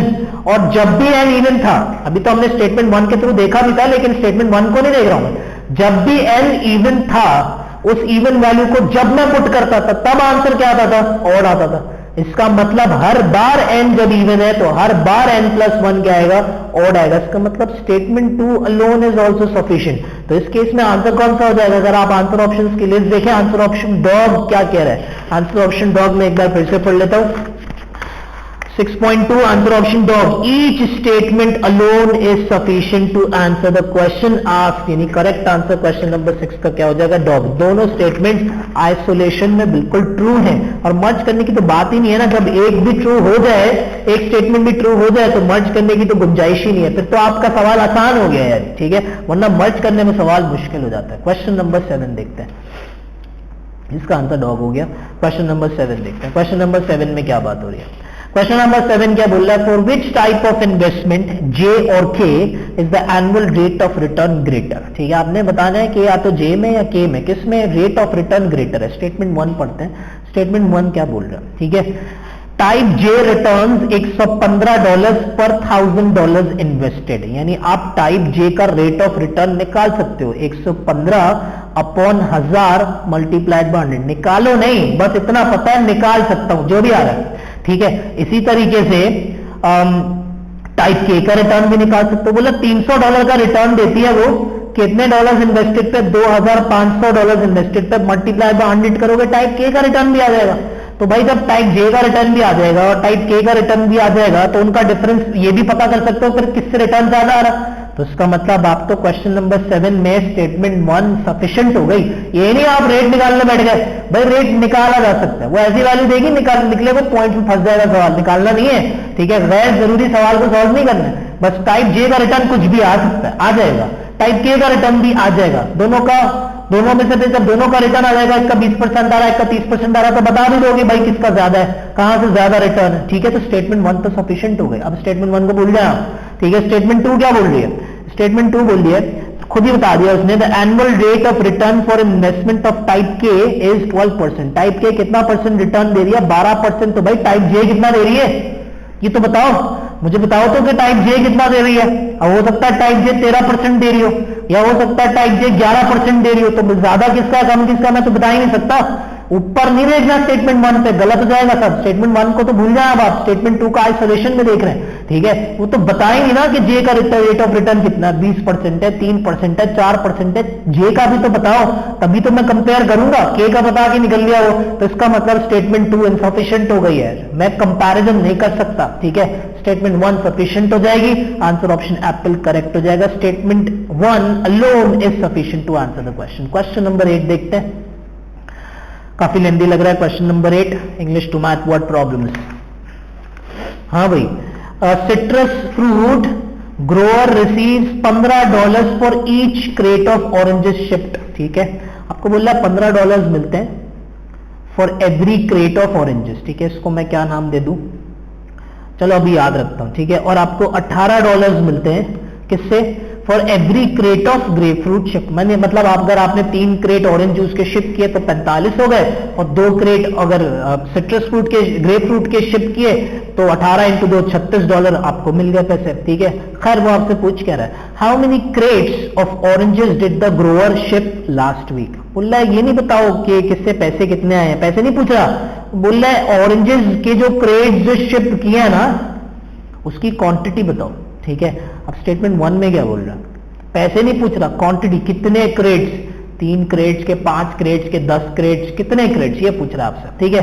Last week the number of crates of oranges that the grower shipped was 20 more than twice the number of crates of grapefruit shipped। बोल रहा है ग्रेप फ्रूट शिफ्ट के जितने grep fruit के जितने भी crates थे, let's suppose grep fruit के X क्रेट्स थे, तो ऑरेंजेस के क्रेट्स कितने थे भाई, ऑरेंजेस के क्रेट्स बोल रहे हैं 20 ज्यादा थे ग्रेप फ्रूट के ट्वाइस से, यानी 20 ज्यादा थे ग्रेप फ्रूट के नंबर ऑफ क्रेट्स के ट्वाइस से, यानी ऑरेंजेस के क्रेट्स कितने होंगे 2x + 20, ठीक है। इसका ट्वाइस किया और 20 ज्यादा कर दिया, यानी ऑरेंजेस के क्रेट्स आपने कितने शिफ्ट किए हैं 2x + 20, और ग्रेप फ्रूट के कितने क्रेट्स शिफ्ट किए हैं x। तो भाई ये तो x की टर्म्स में आ रहा है ना, x की वैल्यू चेंज करते जाओ, ऑरेंजेस क्रेट्स की अमाउंट चेंज होती जाएगी। आप x के लिए 10 रखोगे, ऑरेंजेस के क्रेट्स कितना आ जाएंगे 40 आ जाएंगे, आप 3 रख दोगे कुछ और आ जाएंगे 4। भाई कोई रिलेशनशिप नहीं बन रहा ना, कोई इक्वेशन तो बने जहां से मैं इस x की वैल्यू निकाल सकूं, कोई रिलेशनशिप नहीं बन रहा ना। या बोल देता कहीं यार बोल देता कि ग्रेप फ्रूट के क्रेट्स और ऑरेंज के क्रेट्स का जो सम है वो 50 है, तो मैं x + 2x + 20 = 50 कर देता, वो भी नहीं बता रहा, तो स्टेटमेंट 1 तो इनसफिशिएंट हो गई। ज्यादा से ज्यादा मैं x की टर्म्स में नंबर ऑफ क्रेट्स निकाल सकता हूं, x की टर्म्स में आंसर नहीं होता है, आंसर तो वैल्यू होती है, आंसर नहीं निकाल सकते आप। स्टेटमेंट 1 गलत हो गया। स्टेटमेंट 2 देखेंगे, आप स्टेटमेंट 1 को देखना भी नहीं है वरना गलत हो जाएगा सब कुछ, ठीक है। स्टेटमेंट 2 क्या कह रहा है, बोला लास्ट वीक पैसा कितना आया, सारा कारोबार करने का जो उसके पास पैसा कितना आया, the grower received a total of $38,700 from the crates of oranges and grapefruit shipped। बोला टोटल कमाई जो मैंने की है $38,700 की है। भाई $38,700 में ऑरेंजेस के थ्रू कितनी कमाई हुई है मुझे ये तो बता दो, कि लेट्स सपोज तुम मुझे बोलो कि ऑरेंजेस के थ्रू $38,700 में से ना $20,000 ना ऑरेंजेस के थ्रू आए, ठीक है। तो मैं बोलूंगा भाई ऑरेंज का एक क्रेट $15 का था, तो 20,000 कैसे आ गए, 20,000 डिवाइड बाय 15 करो, ऑरेंज के नंबर ऑफ क्रेट्स आ जाएंगे। वो तो ये बता ही नहीं रहा, वो तो बोल रहा है सब कुछ मिला के $38,700। भाई $38,700 से मैं क्या कर लूंगा, नंबर ऑफ क्रेट्स तो नहीं निकाल सकता ना मैं, नंबर ऑफ क्रेट्स तो मैं सिर्फ तब निकालूंगा कि जब वो मुझे बता दे कि भाई $38,700 में से ना लेट्स सपोज $15,000, लेट्स सपोज $15,000 जो है ना वो ऑरेंजेस के क्रेट्स के थ्रू आए, तो मैं बोलूंगा भाई $15,000 अगर ऑरेंजेस के क्रेट्स के थ्रू आए हैं तो ऑरेंज का एक क्रेट 15 का डाल जाता, 15 का 1000 कैसे हुआ, 15,000 डिवाइडेड बाय 15 कर दो, 1000 क्रेट बिके होंगे। लेकिन ये तो बता ही नहीं रहा, ब्रेकअप नहीं बता रहा मुझे, 38,700 बता रहा है सिर्फ कि टोटल अमाउंट, टोटल रेवेन्यू जो जनरेट हुआ है ना वो $38,700 का हुआ है, ठीक है। ब्रेकअप तो बताओ, ब्रेकअप बताओगे तो मैं क्वांटिटी निकालूंगा ना। तो इसका मतलब statement 2 alone is also insufficient, यानी आप मुश्किल काम करना पड़ेगा, ठीक है। आप तो मर्ज करना पड़ेगा क्योंकि दोनों स्टेटमेंट गलत है, ठीक है। अच्छा मर्ज करके क्या बात बनती है, मर्ज करके अगर मुझे ये बात समझ आती है, अब देखो आप हाथ हटा लो, अब आपने नंबर ऑफ ये ग्रेप फ्रूट के क्रेट्स थे X और नंबर ऑफ ऑरेंज के क्रेट कितने थे, 2x प्लस 20। आपको पता था कि ऑरेंज का एक क्रेट $15 का जाता है और ग्रेप फ्रूट का एक क्रेट $18 का जाता है। तो ग्रेप फ्रूट के कितने क्रेट्स हैं, x क्रेट्स है। तो यहां से पैसा कितना आ गया होगा, एक क्रेट 18 का जाता है तो x क्वांटिटी ऑफ क्रेट्स है 18x यहां से आ गया। एक क्रेट 15 का जाता है, कितने क्रेट्स हैं, 2x प्लस 20 या 15 इंटू 2x प्लस 20 यहां से आ गया। इन सारे पैसों को एडअप करके इक्वल्स टू $38,700 कर दूं, क्योंकि बताया हुआ टोटल पैसा इतना है। तो भाई यहां से x की वैल्यू आ जाएगी। ये नहीं बोल रहा मैं निकालने बैठ जाओ, मैं बोल रहा हूं ये इक्वेशन बन गई इन टर्म्स ऑफ x। एक ही इक्वेशन है, वेरिएबल भी एक ही, x की वैल्यू आ जाएगी, कोई मसला नहीं है। जब वो x की वैल्यू आ जाएगी तो भाई ग्रेप फ्रूट के नंबर ऑफ क्रेट्स भी आ जाएंगे और ऑरेंजेस के नंबर ऑफ क्रेट्स भी आ जाएंगे। तो फिर टेंशन तो कोई नहीं है, यानी मर्ज करके सफिशिएंट हो रही है। ये नहीं आप सॉल्व करके टाइम वेस्ट करने बैठ जाओ कि x की वैल्यू क्या, भाई x की वैल्यू आ जाएगी। इतनी बात मुझे पता है, इस इक्वेशन को सॉल्व करके x की वैल्यू आ जाएगी, कुछ ना कुछ तो आएगी, कोई एक एब्सोल्यूट वैल्यू आएगी। क्वाड्रेटिक इक्वेशन नहीं है, लीनियर इक्वेशन है। x की सिर्फ एक ही वैल्यू आएगी, वो एक ही वैल्यू से ग्रेप फ्रूट के एक फिक्स नंबर ऑफ क्रेट्स आएंगे, जिसके थ्रू ऑरेंज के भी एक फिक्स नंबर ऑफ क्रेट्स आएंगे। ऐसा भी नहीं है कि क्वाड्रेटिक इक्वेशन बन रही है x की दो मुख्तलिफ वैल्यूज आ जाए, उन दो मुख्तलिफ वैल्यू से दो मुख्तलिफ आंसर्स आ जाए ऑरेंज के क्रेट्स के, ऐसा तो नहीं है ना। ठीक है, तो इसका मतलब क्या है कि आपके पास मर्ज करके सफिशिएंट हो रहा है। और मर्ज करके सफिशिएंट का मतलब कौन सा आंसर करेक्ट हो जाना चाहिए, हमने बात पढ़ी थी आंसर ऑप्शन कैट में, शायद हमने ये बात पढ़ी थी कि भाई मर्ज करके जो सफिशिएंट हो रहा है ना वो आंसर ऑप्शन कैट है। तो करेक्ट आंसर आपके पास कौन सा हो जाएगा, आंसर ऑप्शन कैट हो जाएगा क्वेश्चन नंबर 8 का। ये थोड़ा सा ट्रिकी क्वेश्चन हो गया। अच्छा भाई, moving on to the next question. इसका आंसर क्या हो गया, कैट हो गया। Question number 9। क्वेश्चन नंबर 9 क्या है, क्वेश्चन नंबर 9 क्या बोल रहा है, if PAT saved $600 of his earnings last month. Question number 9 में ये बोल रहा है कि पैट ने सेविंग्स कितनी की $600 की। ठीक है, सही है। फिर क्या बोल रहा है, how much did PAT earn last month, कमाए के पैसे कितने, कितने पैसे कमाए ये बताओ, अर्निंग्स कितनी थी। स्टेटमेंट 1 क्या बोल रहे हैं, स्टेटमेंट 1 ये बोल रहा है कि Pat spent half of his earnings last month for living expenses and saved 1/3 of the remainder. सही है, तो इस बात का मतलब क्या हो, ये तो fraction to total equals to value से नहीं हो जाएगा, हमने जो पढ़ा है भाई, जो ट्री डायग्राम से किसी ने पढ़ा तो वो भी चलेगा। भाई टोटल अर्निंग्स इतनी थी, इन टोटल अर्निंग्स का हाफ तो खर्च कर दिया लिविंग एक्सपेंसेस में। ठीक है, इन टोटल अर्निंग्स का हाफ खर्च कर दिया लिविंग एक्सपेंसेस में। अच्छा, लिविंग एक्सपेंसेस में एक बात ये समझ लो कि लिविंग एक्सपेंसेस में ना आपका टैक्स शामिल होता है। नॉर्मल आप अपनी अर्निंग्स से जो टैक्स देते हो ना वो भी शामिल होता है, इसका पार्ट होता है। ठीक है, लिविंग एक्सपेंसेस में और भी बहुत सारे एक्सपेंसेस होते हैं, आपका ट्रैवलिंग एक्सपेंस हो गया, ठीक है, आपका यूटिलिटी एक्सपेंस हो गया, आपका सब मिला के ही होता है। ठीक है, तो PAT spend half of his earnings last month for living expenses. भाई अगर टोटल का हाफ खर्च कर दिया तो टोटल का हाफ बच गया। ठीक है, इस बची हुई अमाउंट का, इस बची हुई अमाउंट का, इसको छुपा लेते हैं ना fraction to total equals to value वाला फॉर्मूला लगाने के लिए। ठीक है, इस बची हुई अमाउंट का कितना फ्रैक्शन सेव किया, 1/3 सेव किया, और वैल्यू में कितना सेव किया, $600। तो यहां से तो टोटल आ जाएगा, कुछ भी आएगा निकालने की जरूरत नहीं है। 2 × 3 6 बन रहे, 6 × 6 $3600 बन रहे, $3600 उसकी टोटल अर्निंग है। तो ये तो हमने आंसर ही कर दिया क्वेश्चन को। इसका मतलब स्टेटमेंट 1 तो सफिशिएंट हो गई, टोटल अर्निंग्स पूछ रहा निकाल के दे दी। इसका मतलब मर्ज करने वाली सिचुएशन तो नहीं बनेगी। ठीक है, मर्ज करने में तो नहीं फंसेंगे, इजी हो जाएगा क्वेश्चन। स्टेटमेंट नंबर 2 क्या बोल रहा है, स्टेटमेंट 1 को भूल जाओ, बिल्कुल भूल जाओ, सिर्फ इतनी बात पता है सेविंग्स $600 है। ठीक है, of his earnings last month Pat paid twice as much in taxes as he saved. ठीक है भाई, सेविंग्स तो आपने मुझे बताया हुआ था, सेविंग्स तो क्वेश्चन में मुझे बताया था आपने कि $600 है, टैक्सेस कितने दिए हैं भाई, $1200। तो भाई बाकी भी तो और खर्चे होते हैं ना महीने के, वो तो बताओ। स्टेटमेंट 1 को तो नहीं देख रहा ना कोई, बस इसको देखना है कि सेविंग्स जो टॉप ऑफ द क्वेश्चन में आपको गिवन था। बाकी भी तो खर्चे होते हैं लिविंग एक्सपेंसेस में, और भी बहुत सारी चीजें होती है ना, सिर्फ टैक्सेस थोड़ी होते हैं।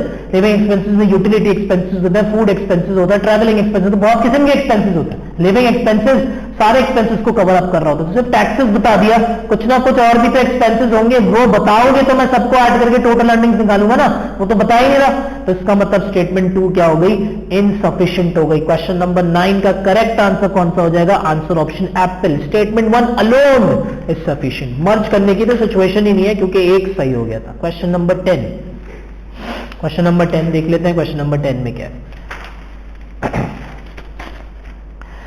क्वेश्चन नंबर 10 आपको क्या बोल रहा है, बोल रहा है if both the rate of the water being pumped into the tank and the rate of the water being pumped out of the tank, sorry, ये मैंने गलत पढ़ लिया, एक सेकेंड, ये यहां पे नहीं है। क्वेश्चन नंबर 10 देख लेते हैं।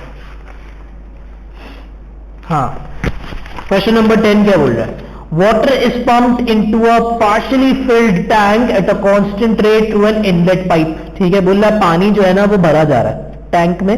ये रेट ऑफ वॉक, ये वॉक इन टैंक का सवाल हो सकता है। ठीक है, पानी जो है ना वो टैंक में भरा जा रहा है, किस रेट से बताया नहीं है, बस बोल रहा है एक इनलेट पाइप है। At the same time water is pumped out of the tank.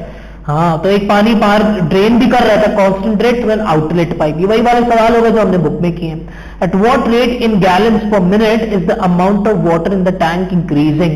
ठीक है, अब ऑब्वियसली पानी अगर ऊपर आ रहा है तो इसका मतलब है कि इनलेट पाइप का जो रेट है वो हाई है आउटलेट पाइप के रेट से, यानी ज्यादा प्रेशर से पानी आ रहा है बनिस्बत पानी निकल जिस प्रेशर से रहे ना उससे ज्यादा प्रेशर से पानी का इनफ्लो है। ठीक है, खैर मुझे इतनी बात पता है, रेट्स मुझे नहीं पता। अगर मुझे दोनों के रेट्स पता चल जाए ना तो मैं दोनों के रेट्स को सब्ट्रैक्ट कर दूंगा। आपसे इफेक्टिव रेट पूछ रहा है ना, at what rate in gallons per minute is the amount of water in the tank increasing.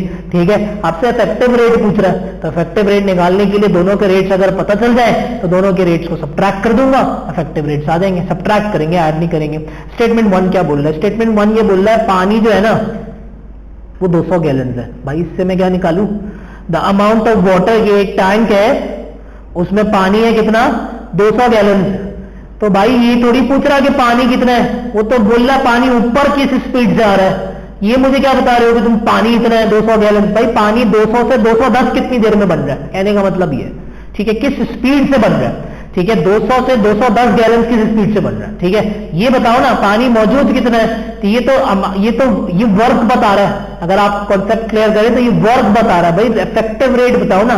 Statement 1 तो बिल्कुल गलत है, ये आपके पास गलत हो गया। स्टेटमेंट नंबर 2 देखते हैं। स्टेटमेंट नंबर 2 में क्या पूछ रहा है, स्टेटमेंट 1 को बिल्कुल नहीं देखना। Water is pumped into the tank at a rate of 10 gallons per minute, यानी rate of this inlet pipe आ गया। रेट का formula work done over time होता है ना। तो भाई पानी कितना भर रहा है, 10 गैलन अपॉन टाइम कितना लग रहा है, 1। तो इनलेट पाइप का रेट हो गया 10। अच्छा, आउटलेट पाइप का भी रेट दे रहा है, रेट दे रहा है ना आपको। ठीक है, चाहो तो आप निकालो, चाहो तो आप नहीं निकालो। निकालने के बाद टाइम वेस्ट होगा ना असल में। वो बोल रहा है पानी बाहर किस रेट से जा रहा है, 10 गैलन बाहर जा रहा है, किस 10 गैलन जा रहा है, work done upon time 2.5 minutes में। तो यहां पे भी कुछ ना कुछ रेट आ ही जाएगा। चलो लिख भी दिया मैंने, लेकिन इतना करने की जरूरत नहीं है, मैं सिर्फ समझाने के लिए बता रहा हूं कि दोनों के रेट्स आ गए हैं वर्क डन अपॉन टाइम करके। जब दोनों के रेट्स आ गए तो क्वेश्चन आपसे इन दोनों के रेट्स का डिफरेंस पूछ रहा है ना, इफेक्टिव रेट पूछ रहा है ना। दोनों पाइप साथ ऑपरेट कर रहे हैं, एंटी काम कर रहे हैं, तो ऐसी सिचुएशन में इफेक्टिव रेट सब्ट्रैक्ट करके निकालते हैं। वो जो इफेक्टिव रेट होगा वही तो आपसे पूछ रहा है वो आपसे। तो स्टेटमेंट 2 तो सफिशिएंट हो गई। आप 10-4 करके आंसर निकाल सकते हैं। 10-4 करके इफेक्टिव रेट यानी 6 गैलन पर मिनट के रेट से पानी ऊपर आ रहा होगा, कहने का मतलब ये। ठीक है, तो स्टेटमेंट 2 तो सफिशिएंट होगा, मर्ज करने की जरूरत पड़ी नहीं। यानी क्वेश्चन नंबर 10 का आंसर 1 गलत है, 2 सही है। तो क्वेश्चन नंबर 10 का आंसर ऑप्शन बो हो जाएगा। क्वेश्चन नंबर 11 देखते हैं। क्वेश्चन नंबर 11 क्या है, क्या बोल रहा है भाई, is x a negative number. बोल रहा है यार कंफर्म तौर पे बता सकते हो, कंफर्म तौर पे यस, एब्सोल्युटली यस या एब्सोल्युटली नो, दोनों चलेगा। ठीक है, बोल रहा है एब्सोल्युटली यस बता दो या एब्सोल्युटली नो बता दो। बस बता सकते हो कि नहीं बता सकते कि एक्स नेगेटिव नंबर है कि नहीं है। स्टेटमेंट 1 क्या बोल रहा है, स्टेटमेंट 1 बोल रहा है भाई 9x is greater than 10x। तो भाई इस इनइक्वालिटी को सॉल्व कर लेते ना, लीनियर इनइक्वालिटी है। 9x उधर जाके माइनस होगा, 10x माइनस 9x कितना हो गया 1x। x is less than 0 आ रहा है, x की वैल्यू क्या आ रही है, इक्वल टू 0 भी नहीं आ रहा। इक्वल टू 0 आता तो मसला हो जाता। तो हम श्योरिटी से नहीं कह सकते थे कि x एक नेगेटिव नंबर, x तो 0 भी हो सकता था फिर। ठीक है, इक्वल टू 0 नहीं है, x इज लेस देन 0 खुद सॉल्व करके आंसर आ रहा है। तो भाई yes, x is a negative number, merge करने की जरूरत ही नहीं पड़ेगी। स्टेटमेंट 1 सफिशिएंट है। स्टेटमेंट 2 बोला x + 3 का आंसर ग्रेटर देन 0 है। ठीक है। x प्लस 3 का आंसर क्या है? पॉजिटिव है ना, ये बोल रहा है ना x प्लस 3 का आंसर पॉजिटिव का मतलब है x प्लस 3 का आंसर क्या है? Greater than 0। तो यहां से x की वैल्यू क्या आई? x इज ग्रेटर देन -3 आई। अब भाई x की वैल्यू -3 से बड़ी है, ठीक है, -3 से बड़े नंबर्स देख ले, -2 होता है नेगेटिव नंबर x, -1 भी होता है नेगेटिव नंबर x, लेकिन भाई 2 3 4 5 6 7 भी तो होता है, 0 भी तो होता है। -3 से बड़े तो बहुत सारे नंबर्स होते हैं, उसमें पॉजिटिव भी होता है। तो भाई x तो पॉजिटिव भी हो सकता है, x नेगेटिव भी हो सकता है, x न्यूट्रल भी हो सकता है। मैं एब्सोल्युटली यस या एब्सोल्युटली नो नहीं बता सकता आपको कि भाई एब्सोल्युटली x एब्सोल्युटली ये नेगेटिव नंबर होगा कि नहीं होगा, नहीं बता सकता मैं। x कुछ भी हो सकता है। इनसफिशिएंट इंफॉर्मेशन है स्टेटमेंट नंबर 2 में, ठीक है। आप श्योरिटी से नहीं कह सकते कि x नेगेटिव नंबर होगा कि नहीं होगा। अगर श्योरिटी से कह सकते हैं कि x नेगेटिव नंबर होगा, मैं टिक मार देता इस पे। अगर श्योरिटी से ये कह सकते हैं कि x नेगेटिव नंबर नहीं होगा, तब भी मैं इस पे टिक मार देता, ठीक है। श्योरिटी से कुछ नहीं कह सकते। वीडियो रिकॉर्ड हो रही है, ठीक है। तो ये प्रॉब्लम है यहां पर स्टेटमेंट 1 एंड स्टेटमेंट 2 में ये मसला है। स्टेटमेंट 2 में आप श्योरिटी से ये कह सकते हो, चलेगा। श्योरिटी से कह सकते हो नहीं भाई x नेगेटिव नंबर नहीं हो सकता, आप 100% श्योर हो, तब भी स्टेटमेंट 2 सफिशिएंट हो जाती है। कोई क्वेश्चन का मिजाज समझो ना, क्वेश्चन बोल रहा है भाई तुम 100% ट्रूली बता सकते हो मुझे कि नहीं बता सकते, इसका मतलब क्या हो गया? स्टेटमेंट 1 से सफिशिएंट है, स्टेटमेंट 2 इनसफिशिएंट है, फिर बच गए, मर्ज करने की जरूरत नहीं पड़ी क्योंकि वो डिफिकल्ट सिनेरियो होता है। 11 का करेक्ट आंसर ऑप्शन एप्पल हो जाएगा, ठीक है। क्वेश्चन नंबर 12 देख लेते हैं। क्वेश्चन नंबर 12 क्या बोल रहा है? If i and j are integers, ठीक है, खुद बता दिया इसने, अभी पॉजिटिव है नेगेटिव है मुझे नहीं पता, बस इतना बता दिया इंटीजर्स है। Is i plus J an even integer, ठीक है। वो आपसे पूछ रहा है कि भाई बताओ यार कि i प्लस जे इवन होगा कि नहीं होगा। स्टेटमेंट 1 पढ़ते हैं। स्टेटमेंट 1 तो बड़ी अजीब सी बात कर रहा है, बोल रहा i इज लेस देन 10। भाई i लेस देन 10 है तो ठीक है, चलो i की वैल्यू कुछ भी रख लूं मैं, ठीक है। तो j की तो बताओ, और फिर भी i लेस देन 10 से तो काम नहीं बनेगा ना, कुछ और भी तो बताओ। सही है, i लेस देन 10 से तो काम नहीं बनेगा। i की एग्जैक्ट वैल्यू क्या है? i की वैल्यू चेंज करते जाऊंगा, i प्लस j का आंसर चेंज होता जाएगा, इवन आएगा कभी ऑड आएगा, ठीक है। तो ये तो गलत बात हो गई। और फिर भी चलो i की एग्जैक्ट बता भी दी, बोला i 4 है, let's suppose i is equal to 4 है, तो j क्या है? तब j बताओगे तभी तो मैं सब निकालूंगा। स्टेटमेंट 1 इनसफिशिएंट हो गया। स्टेटमेंट 2 ये भी मर्ज करने की सिचुएशन बन सकती है, ठीक है, अभी भी फंसे हुए हैं। स्टेटमेंट 2 क्या बोल रहा है? बोला i is equal to j, बोला i की वैल्यू वही है जो j की वैल्यू है, ठीक है। तो भाई i की वैल्यू अगर 3 है, लेट्स सपोज i की वैल्यू अगर 3 है तो j की वैल्यू भी 3 है, तो 3 प्लस 3 क्या बनता है? 6 बनता है। Yes, i plus j is an even integer. फिलहाल अब तक कोई और वैल्यू रख के देखता हूं। i की वैल्यू चलो 4 है, ठीक है, तो j की वैल्यू भी क्या है? 4 है, ठीक है। तो 4 प्लस 4 क्या बनता है?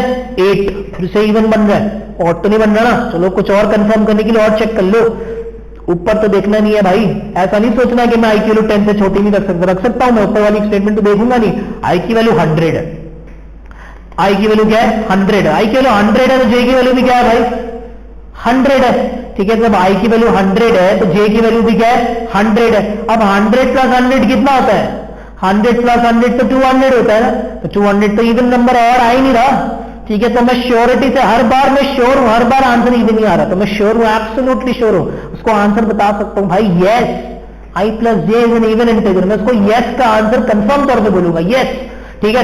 अगर मैं नो भी कंफर्म तौर पे बोल देता तब भी ये सही है, ठीक है। तो i प्लस जे कभी भी इवन नहीं आ रहा होता, i प्लस जे कभी भी इवन नहीं आ रहा होता, तो मैं बोलता no, i plus J is not an even integer, तो उसका आंसर तो दे दिया ना, तो स्टेटमेंट 2 सफिशिएंट हो जाती फिर, ठीक है। अभी स्टेटमेंट 2 अभी क्या है? कंफर्म सफिशिएंट है, मर्ज करने की जरूरत नहीं पड़ी क्योंकि आपने i की वैल्यू जो डालोगे वही j की वैल्यू डालोगे, जो डाल लो हर बार इवन इंतजार है। एक मर्तबा भी ऑड आ गया ना, a प्लस j का आंसर एक मर्तबा भी ऑड आ गया, बहुत सारे इवन आ रहे हैं, एक मर्तबा भी ऑड आ गया, मैं डाउट में आ जाऊंगा, डाउट में आऊंगा, गलत कर दूंगा इसको। डाउट जहां आ गया ना वहां स्टेटमेंट इनसफिशिएंट, ठीक है, फिर मर्ज करना पड़ता, उसमें फिर फंसते हैं। क्वेश्चन नंबर 12 का जो करेक्ट आंसर हो गया वो आपके पास क्या हो जाएगा? यहाँ पे कौन सी ट्रू हो गई? ए सही नहीं हुई है तो बॉय सही हो जाएगा, स्टेटमेंट 2 जो है वो सफिशिएंट बन जाएगी। क्वेश्चन नंबर 12 का आंसर बॉय हो जाएगा। क्वेश्चन नंबर 13, क्वेश्चन नंबर 13 देख लेते हैं भाई। क्वेश्चन नंबर 13 क्या बोल रहा है? The charge for a telephone company between city R and city S is $0.42 for each of the first 3 minutes, ठीक है। यानी हर मिनट के पहले 3 मिनट में हर मिनट के 0.42 देने हैं आपने, ठीक है, and $0.18 for each additional minute. ये भी English to math word problems का कॉन्सेप्ट है। उसके बाद 3 मिनट गुजरने के बाद चौथे मिनट से हर मिनट का $0.18 दोगे। ठीक है, ये बात भी समझ आ गई। ठीक है, a certain call between these two cities lasted for x minutes. ठीक है, बोला एक कॉल चलिए इन दो सिटीज के बीच में, वो कितने मिनट तक चलिए, x मिनट्स तक, फिर x इज एन इंटीजर। ठीक है, how many minutes long was the call. ठीक है, आपसे पूछ रहा है भाई ये जो कॉल है ये कितने मिनट तक चली है। ठीक है, सही है, इसकी बात देख लेते हैं। ठीक है, स्टेटमेंट नंबर ऑफ मिनट्स बता रहे हैं। ठीक है, कि कितने मिनट तक कॉल चली है। स्टेटमेंट 1 क्या बोल रहे हैं, स्टेटमेंट 2 को नहीं देखना भाई। तो charge for the first 3 minute of the call was 0.36 less than the charge for the reminder of the call. भाई ये क्या बात बता रहा है। ठीक है, बोल रहा है देखो पहले 3 मिनट की जो चार्जेस हैं वो तो मैं निकाल सकता हूं ना, तो charge for the first 3 minutes of the call वो निकालो पहले, वो बताओ कितनी है। ठीक है, देखो आपको ना पहले मिनट के 0.42 देने थे और 3 मिनट तक फिर कितने दोगे, 0.42 इंटू 3 दोगे। इसकी एक वैल्यू आ जाएगी। मैं अभी सिंपल करने के लिए ना मैं निकाल लेता हूं वैल्यू। ठीक है, पहले 3 मिनट की जो कॉस्ट है ना वैसे निकालते नहीं है। ठीक है, जब आप एक्सपर्ट हो जाओगे ना तो आप अंदाजा लगाओगे सॉल्व हो सकता है कि नहीं हो सकता। भाई पहले 3 मिनट की कॉस्ट 1.26 है। ठीक है, अच्छा अगले यानी एडिशनल मिनट्स की कॉस्ट कितनी है। एडिशनल मिनट्स, ये पहले 3 मिनट की कॉस्ट है। एडिशनल मिनट्स की कॉस्ट बताओ भाई, एडिशनल मिनट्स कितने हैं पहले तो ये बताओ। अगर x total number of minutes हैं तो इन x मिनट्स में वो 3 मिनट भी शामिल है जिनका पैसा दे चुके हो, उनको तो पहले माइनस करो। ये भी करा हमने, ये आ गए number of additional minutes. For every additional minute आप कितना दे रहे हो, $0.18 यही दे रहे हो। तो आपके पास एडिशनल मिनट्स की कॉस्ट कितनी हो गई, 0.18 times x minus 3 and first 3 minutes की कॉस्ट कितनी हो गई, 1.26। स्टेटमेंट 1 क्या बोल रहा है, the charge for the first 3 minutes of the call was $0.36 less than the charge for the reminder of the call. इसको रिमाइंडर ऑफ द कॉल बोल रहा है बाय द वे। ठीक है, ये रिमाइंडर ऑफ द कॉल है, additional minutes वाली जो है ना ये रिमाइंडर ऑफ द कॉल है। तुम अगर गौर करो वो तुमसे फर्स्ट 3 मिनट्स की कॉस्ट और रिमाइंडर ऑफ द कॉल की जो रिमाइंडर ऑफ द कॉल की कॉस्ट का डिफरेंस दे रहा है वो आपको, यानी बोल रहा है रिमाइंडर ऑफ द कॉल की जो भी कॉस्ट है वो ये रही और फर्स्ट 3 मिनट्स की जो भी कॉस्ट है वो ये रही। बोल रहा है इन दोनों का जो डिफरेंस है ना, ऐसे ही बोल रहा है ना, एक दूसरे से $0.36 का, मैं ऐसी कोई बात कर रहा हूं। बोला इन दोनों का जो डिफरेंस है, इन दोनों की जो कॉस्ट का, इन दोनों की जो कॉस्ट का डिफरेंस है, पहले की कॉस्ट ये हो गई, इसकी कॉस्ट ये हो गई, इन दोनों की जो कॉस्ट का जो डिफरेंस है वो $0.36 है। तो इसका मतलब ये तो यहां पे आप x की वैल्यू निकाल सकते हो। x ही तो टोटल नंबर ऑफ मिनट्स है और लीनियर इक्वेशन है भाई, x की एक ही वैल्यू आएगी, क्वाड्रेटिक तो है नहीं कि भाई x की वैल्यू 10 मिनट भी आ रही है और x की वैल्यू 16 मिनट भी आ रही है ना, क्वाड्रेटिक तो नहीं है ना, लीनियर है ना, x की कोई एक ही वैल्यू आएगी। तो इसका मतलब x ही तो नंबर ऑफ मिनट्स है, आपके टोटल नंबर ऑफ मिनट्स। यही तो पूछ रहा था, how many minutes long was the call, x minutes long was the call, and आप x की वैल्यू फाइंड आउट कर सकते हो, फाइंड आउट करने नहीं बैठ जाना, x की वैल्यू आ जाएगी बस। ठीक है, स्टेटमेंट 1 जो हो गया ना वो आपके पास क्या हो गया, सफिशिएंट हो गया। ठीक है, अब स्टेटमेंट नंबर 2 पे आता है। ठीक है, स्टेटमेंट नंबर 2 क्या बोल रहा है, स्टेटमेंट 1 को बिल्कुल भूल जाओ, स्टेटमेंट 1 जैसे है ही नहीं। स्टेटमेंट नंबर 2 क्या बोल रहे थे, total charge for the call was $2.88। तो इसकी तो इक्वेशन बनाना सीखी थी हमने, पहले 3 मिनट का कितना पैसा, 0.42 इंटू 3 प्लस आगे नंबर ऑफ एडिशनल मिनट्स कितने थे, x माइनस 3, फिर every additional minute will cost you 0.18। ये आपकी टोटल कॉस्ट आ गई। बोल रहा है ये टोटल कॉस्ट है ना ये किसके बराबर है, $2.88 के बराबर है। तो फिर x की वैल्यू आ जाएगी भाई, फिर लीनियर इक्वेशन बन गए, कुछ ऐड सबट्रैक्ट करके डिवाइड करोगे x की वैल्यू आ जाएगी। यानी इसका मतलब स्टेटमेंट 1 तो सफिशिएंट थी ही, स्टेटमेंट नंबर 2 भी सफिशिएंट है, अलोन सफिशिएंट है। ठीक है, मर्ज करने से भी बच गए। ठीक है, वो स्टेटमेंट 1 सफिशिएंट हो गई थी तभी बच गए थे मर्ज करने से, तो स्टेटमेंट 2 भी सफिशिएंट हो गई। बहुत कम ऐसा होता है कि आंसर ऑप्शन डॉग आपका आंसर हो रहा है, करेक्ट आंसर आपके पास क्या हो जाएगा, answer option dog. Both the statements alone are sufficient to answer the question, correct answer answer option dog हो गया। क्वेश्चन नंबर 14 देखते हैं, नेक्स्ट क्वेश्चन। क्वेश्चन नंबर 14 क्या बोल रहा है, चलो भाई क्वेश्चन नंबर 14 देखते हैं। क्वेश्चन नंबर 14 में क्या है, motion problems. If car X followed car Y across a certain bridge that is half mile long, ठीक है, कार X जो है और कार Y जो है वो एक ब्रिज पे घूम रहे हैं। ठीक है, और ब्रिज की लेंथ कितनी है, डिस्टेंस ब्रिज का कितना है, हाफ माइल है।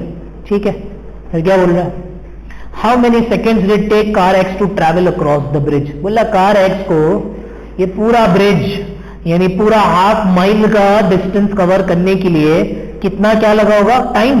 हाँ टाइम पूछ रहा, टाइम का फॉर्मूला क्या होता है, डिस्टेंस अपॉन स्पीड। अगर कार एक्स की कहीं से स्पीड पता चल जाए, अगर कार एक्स की कहीं से स्पीड पता चल जाए तो कार एक्स की जो भी स्पीड होगी ना, कार एक्स ने डिस्टेंस कितना कवर किया होगा, half divide by that speed करूंगा, time needed to cover that distance पता चल जाएगा। तो आप देखते हैं भाई कौन सा स्टेटमेंट कार एक्स की स्पीड बता रहा है, कार एक्स की कोई स्पीड बता रहा है कि नहीं बता रहा। स्टेटमेंट 1 क्या बोल रही है, स्टेटमेंट 1 ये बोल रहा है भाई car x drove onto the bridge exactly 3 seconds after car Y drove onto the bridge and drove off the bridge exactly 2 seconds after car Y drove off the bridge।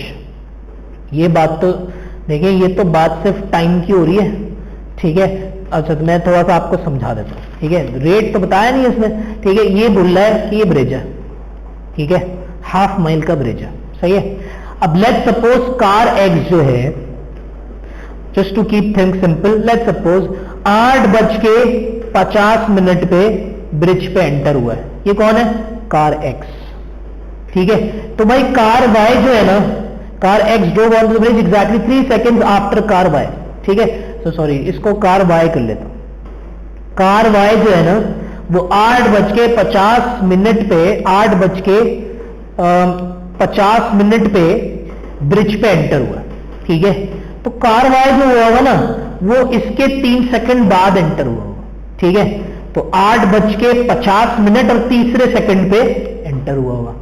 अभी मुझे ये बात पता है कि ये लोग निकले कितने फासले से, लेकिन ये भाई इसने कितनी देर तक चला ये तो बताया नहीं है, ठीक है। कि जो कार एक्स है, ये जो आपके पास कार एक्स पूरी ब्रिज पे चला है भाई, 3 मिनट तक चला है, 5 मिनट तक चला है, 10 मिनट तक चला है। मुझे एग्जिट टाइम तो बताओ इसका, ये तो एग्जिट टाइम बता ही नहीं रहा, ठीक है। ये एंटरिंग टाइम तो वो भी मैंने खुद से सपोज किया, ठीक है। एंटर टाइम तो 8:50 बता दिया, लेकिन भाई एग्जिट टाइम तो बताओ। एग्जिट टाइम तो आप बता ही नहीं रहे मुझे, ठीक है। मुझे एग्जिट टाइम जब तक नहीं पता होगा, ठीक है, जब तक मुझे एग्जिट टाइम नहीं पता होगा तो मैं कैसे निकालूंगा कि भाई कितनी देर के लिए ट्रैवल किया है इसने, ठीक है। मतलब कार वाई की अगर ड्यूरेशन पता चल जाए कि भाई ये 10 मिनट तक इस ब्रिज पे घूमा है, तो 10 मिनट पता चल गए, मैं कार वाई की स्पीड निकाल लूंगा, ठीक है। लेकिन मैं तो अभी कुछ भी नहीं निकाल सकता, ठीक है। अभी तो कुछ भी नहीं पता चल रहा, अभी तो फिलहाल सिर्फ इतना पता चल रहा है कि कार एक्स जो है ना वो 2-3 सेकंड बाद एंटर हुआ है और कार वाई के निकलने के 2 सेकंड बाद जो है वो उसने एग्जिट किया, ठीक है। तो इसका मतलब तो आपके पास टाइम तो सही से गिवन ही नहीं है, बस इतना फर्क गिवन है, ठीक है, कि कार एक्स ने जो है ना वो 1 सेकंड कम लिया होगा ब्रिज को क्रॉस करने में कार वाई से। बस आपको इतना पता है, 3 - 2 का डिफरेंस क्या हो गया, 1 हो गया। इतना ही पता है ना कि भाई कार एक्स जो है वो 3 सेकंड बाद में आया कार वाई से, ठीक है। और जैसे ही तो अगर बिल्कुल सब कुछ बिल्कुल सेम चल रहा होता तो 3 सेकंड बाद में निकलता, मतलब दोनों की अगर स्पीड सेम होती, कार एक्स और कार वाई की स्पीड सेम होती, तो कार वाई जब भी निकला उसके 3 सेकंड बाद कार एक्स निकलता। लेकिन वो कितने सेकंड बाद निकला है, and drove off the bridge exactly 2 seconds after car Y. इसका मतलब क्या है, इसका मतलब सिर्फ इतना है कि कार एक्स ने जितना भी टाइम लिया, लेट्स सपोज 300 सेकंड लिया, कार एक्स ने यहां से लेकर यहां तक आने में 300 सेकंड लिए, तो कार वाई ने उससे 1 सेकंड कम लिया। 3 - 2 का डिफरेंस कितना होता है, 1। कार वाई ने 299 सेकंड लिए भाई, लेकिन ये 300 और 299 तो मैं सपोज कर रहा हूं ना, क्वेश्चन में कहा गिवन है कि 300 सेकंड लिए, 300 के बजाय 350 सेकंड ले लिए होंगे, तो उसने 349 सेकंड लिए होंगे, उससे इसके टाइम कुछ और आएगा या स्पीड कुछ और आएगी, ठीक है। सब कुछ डिफरेंट आएगा, वैल्यूज थोड़ी सपोज कर सकते। स्टेटमेंट 1 तो इनसफिशिएंट हो गया, यानी हो सकता है मर्ज करना पड़े, ठीक है। अच्छा अब स्टेटमेंट नंबर 2 देखते हैं। स्टेटमेंट नंबर 2 क्या है, स्टेटमेंट 2 क्या बता रहा है आपको। स्टेटमेंट नंबर 1 को अब देखना ही नहीं है, बिल्कुल नहीं देखना, स्टेटमेंट 1 भूल जाओ। स्टेटमेंट 1 ये बोल रहा है कि भाई कार वाई की जो स्पीड है ना, car Y travelled across the bridge at a constant speed of 30 miles per hour. Car Y की दे रहा है ये, कार एक्स की दो ना, आपको टाइम किसका निकालना था, कार एक्स का निकालना था, कार एक्स का डिस्टेंस हाफ हो गया, कार एक्स की स्पीड दो ना कार वाई की स्पीड से, तो मैं कार वाई का टाइम निकालूंगा ना कि कार वाई का टाइम कितना लगा होगा। कार वाई को टाइम कितना लगा होगा भाई, कार वाई को टाइम लगा होगा डिस्टेंस कार वाई का half upon speed car Y की आपको बता दिए 30 माइल्स पर आवर। तो यहां से तो कार वाई का टाइम आएगा। कार वाई के टाइम से मैं क्या करूंगा, मुझे तो कार एक्स का टाइम पूछ रहा है। अच्छा याद रहे स्टेटमेंट नंबर 1 आपका पार्ट नहीं है अभी, तो स्टेटमेंट नंबर 1 के ऐसा नहीं स्टेटमेंट 1 में टाइम गिवन था कि कुछ ना कुछ कम टाइम था, ऐसा नहीं करना है, ठीक है। स्टेटमेंट 1 को बिल्कुल भूल जाए, स्टेटमेंट 1 है ही नहीं, स्टेटमेंट 2 है बस। स्टेटमेंट 2 भी अकेले इनसफिशिएंट है क्योंकि स्टेटमेंट 2 जो है ना वो सिर्फ कार वाई का टाइम बता रही है, ठीक है, कार एक्स का टाइम ही नहीं बता रही। कार एक्स का टाइम नहीं बता रही तो स्टेटमेंट 2 भी इनसफिशिएंट हो गई। अब मर्ज करना पड़ेगा। अब आपको समझो एक पैराग्राफ गिवन है ये, ठीक है, जो पैराग्राफ कहां से स्टार्ट हो रहा है भाई, कार एक्स से स्टार्ट हो रहा है और eight a constant speed of 30 miles per our पे खत्म हो रहा है। ये फंस गया, मर्ज करना पड़ेगा, ठीक है। अब मर्ज करके आंसर आ सकता है कि नहीं आ सकता, अब बिल्कुल मर्ज कर लेता। अब मैं हाथ अगर आपने रखा हुआ तो आप हटा लें, ठीक है। अब मैं ये 1 और 2 छुपा लेता हूं। मुझे एक बात पता है, एक बात जो मुझे पता है यहां पे, मुझे एक बात ये पता है कि कार एक्स को ना कार वाई के टाइम से 1 सेकंड कम लगा होगा। ये बात स्टेटमेंट 1 में कंक्लूड कर ली थी मैंने, ठीक है। टाइम कार वाई को कुछ भी लगा, मुझे नहीं पता कितना लगा, 1/2 डिवाइड बाय 30 मुझे नहीं पता क्या होता, ठीक है। आप इसको भूल जाए, कुछ भी कुछ ना कुछ तो होता है ना, ठीक है। जो भी इसकी वैल्यू आएगी ये कार वाई का टाइम होगा। तो कार एक्स का टाइम क्या होगा भाई, इससे 1 सेकंड कम होगा, मतलब लेट्स सपोज इसकी वैल्यू 50 सेकंड आ रही है, तो भाई कार एक्स का टाइम क्या होगा, 49 सेकंड्स होगा, ठीक है।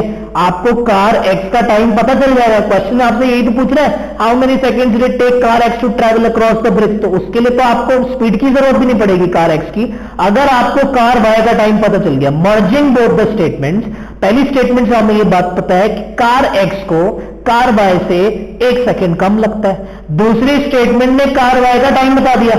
अब लेट्स सपोज कार वाई का टाइम 50 सेकंड है, तो भाई कार एक्स का टाइम बता देंगे 1/60 सेकंड है बेसिकली। कार एक्स का जो टाइम है ना, ये कितने में स्पीड कितनी थी, माइल्स पर आवर है, तो 1/60 आर। चलो सिंपलिसिटी के लिए मैं इसको सॉल्व कर लेता हूं, ठीक है।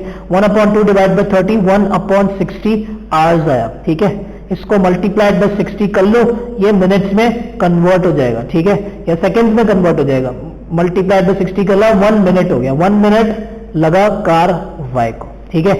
तो 60 सेकंड्स लगे कार वाई को, 1 मिनट मीन 60 सेकंड्स। तो कार एक्स को कितने सेकंड्स लगे, एक कम 59 सेकंड्स आ गया कार एक्स का टाइम। ये तो पूछ रहा है कार एक्स को कितना टाइम लगेगा, हाफ की जरूरत भी नहीं पड़ी है, ये जो 1/2 हाँ 1/2 की जरूरत पड़ी है। स्टेटमेंट नंबर 2 में हमने टाइम वाई से निकाला था, ठीक है। तो इसका मतलब मर्ज करके बता सकते हो, अलग अलग नहीं बता सकते। करेक्ट आंसर ऑप्शन कैट हो जाएगा क्वेश्चन नंबर 14 का। Moving on to the next question, question number 15। Question number 15 क्या बोल रहा है, अलजेब्रा अरिथमेटिक आ गई है। क्वेश्चन नंबर 15 में क्या बोल रहा है, इफ n प्लस के इज इक्वल्स टू m। आपसे पूछ रहा है कि n प्लस के की जो वैल्यू है ना वो कितनी है, m है, ठीक है। आपने वैल्यू किसकी निकाली है, what is the value of k। Statement question ये गिवन है कि भाई इक्वेशन ये है, यहां से k की वैल्यू बताओ। तो अगर तुम मुझे m और n की बता दो तो मैं निकाल लूंगा k की वैल्यू। स्टेटमेंट 1 क्या बोल रहा है, स्टेटमेंट 1 ये बोल रहा है n की वैल्यू 10 है। स्टेटमेंट 2 को बिल्कुल नहीं देखना, यहां पर 10 रख दो, 10 को उधर भेजोगे, k की वैल्यू m-10 आ जाएगी। भाई m की तो बताओ, k की वैल्यू m पर डिपेंडेंट हो रही है स्टेटमेंट नंबर 1 में, जो m की वैल्यू होगी उस हिसाब से k की वैल्यू आएगी। आप m की वैल्यू चेंज करते होगे, k की वैल्यू चेंज होती जाएगी, तो k की कोई फिक्स वैल्यू थोड़ी हुई। तो आप m की भी तो बताओ कि m की 15 है लेट्स सपोज, तो मैं n को उधर ले आके माइनस करूंगा, 15 - 10 k की वैल्यू 5 आ जाएगी, ठीक है। ये भी नहीं बता रहा मुझे, स्टेटमेंट 1 तो इनसफिशिएंट है, ठीक है। स्टेटमेंट नंबर 2, स्टेटमेंट नंबर 2 क्या बता रहा है, स्टेटमेंट नंबर 2 m + 10, ये नहीं देखना आप बिल्कुल, ये नहीं समझना m की वैल्यू 10 है, ऐसा नहीं है बिल्कुल भी। m + 10 = n।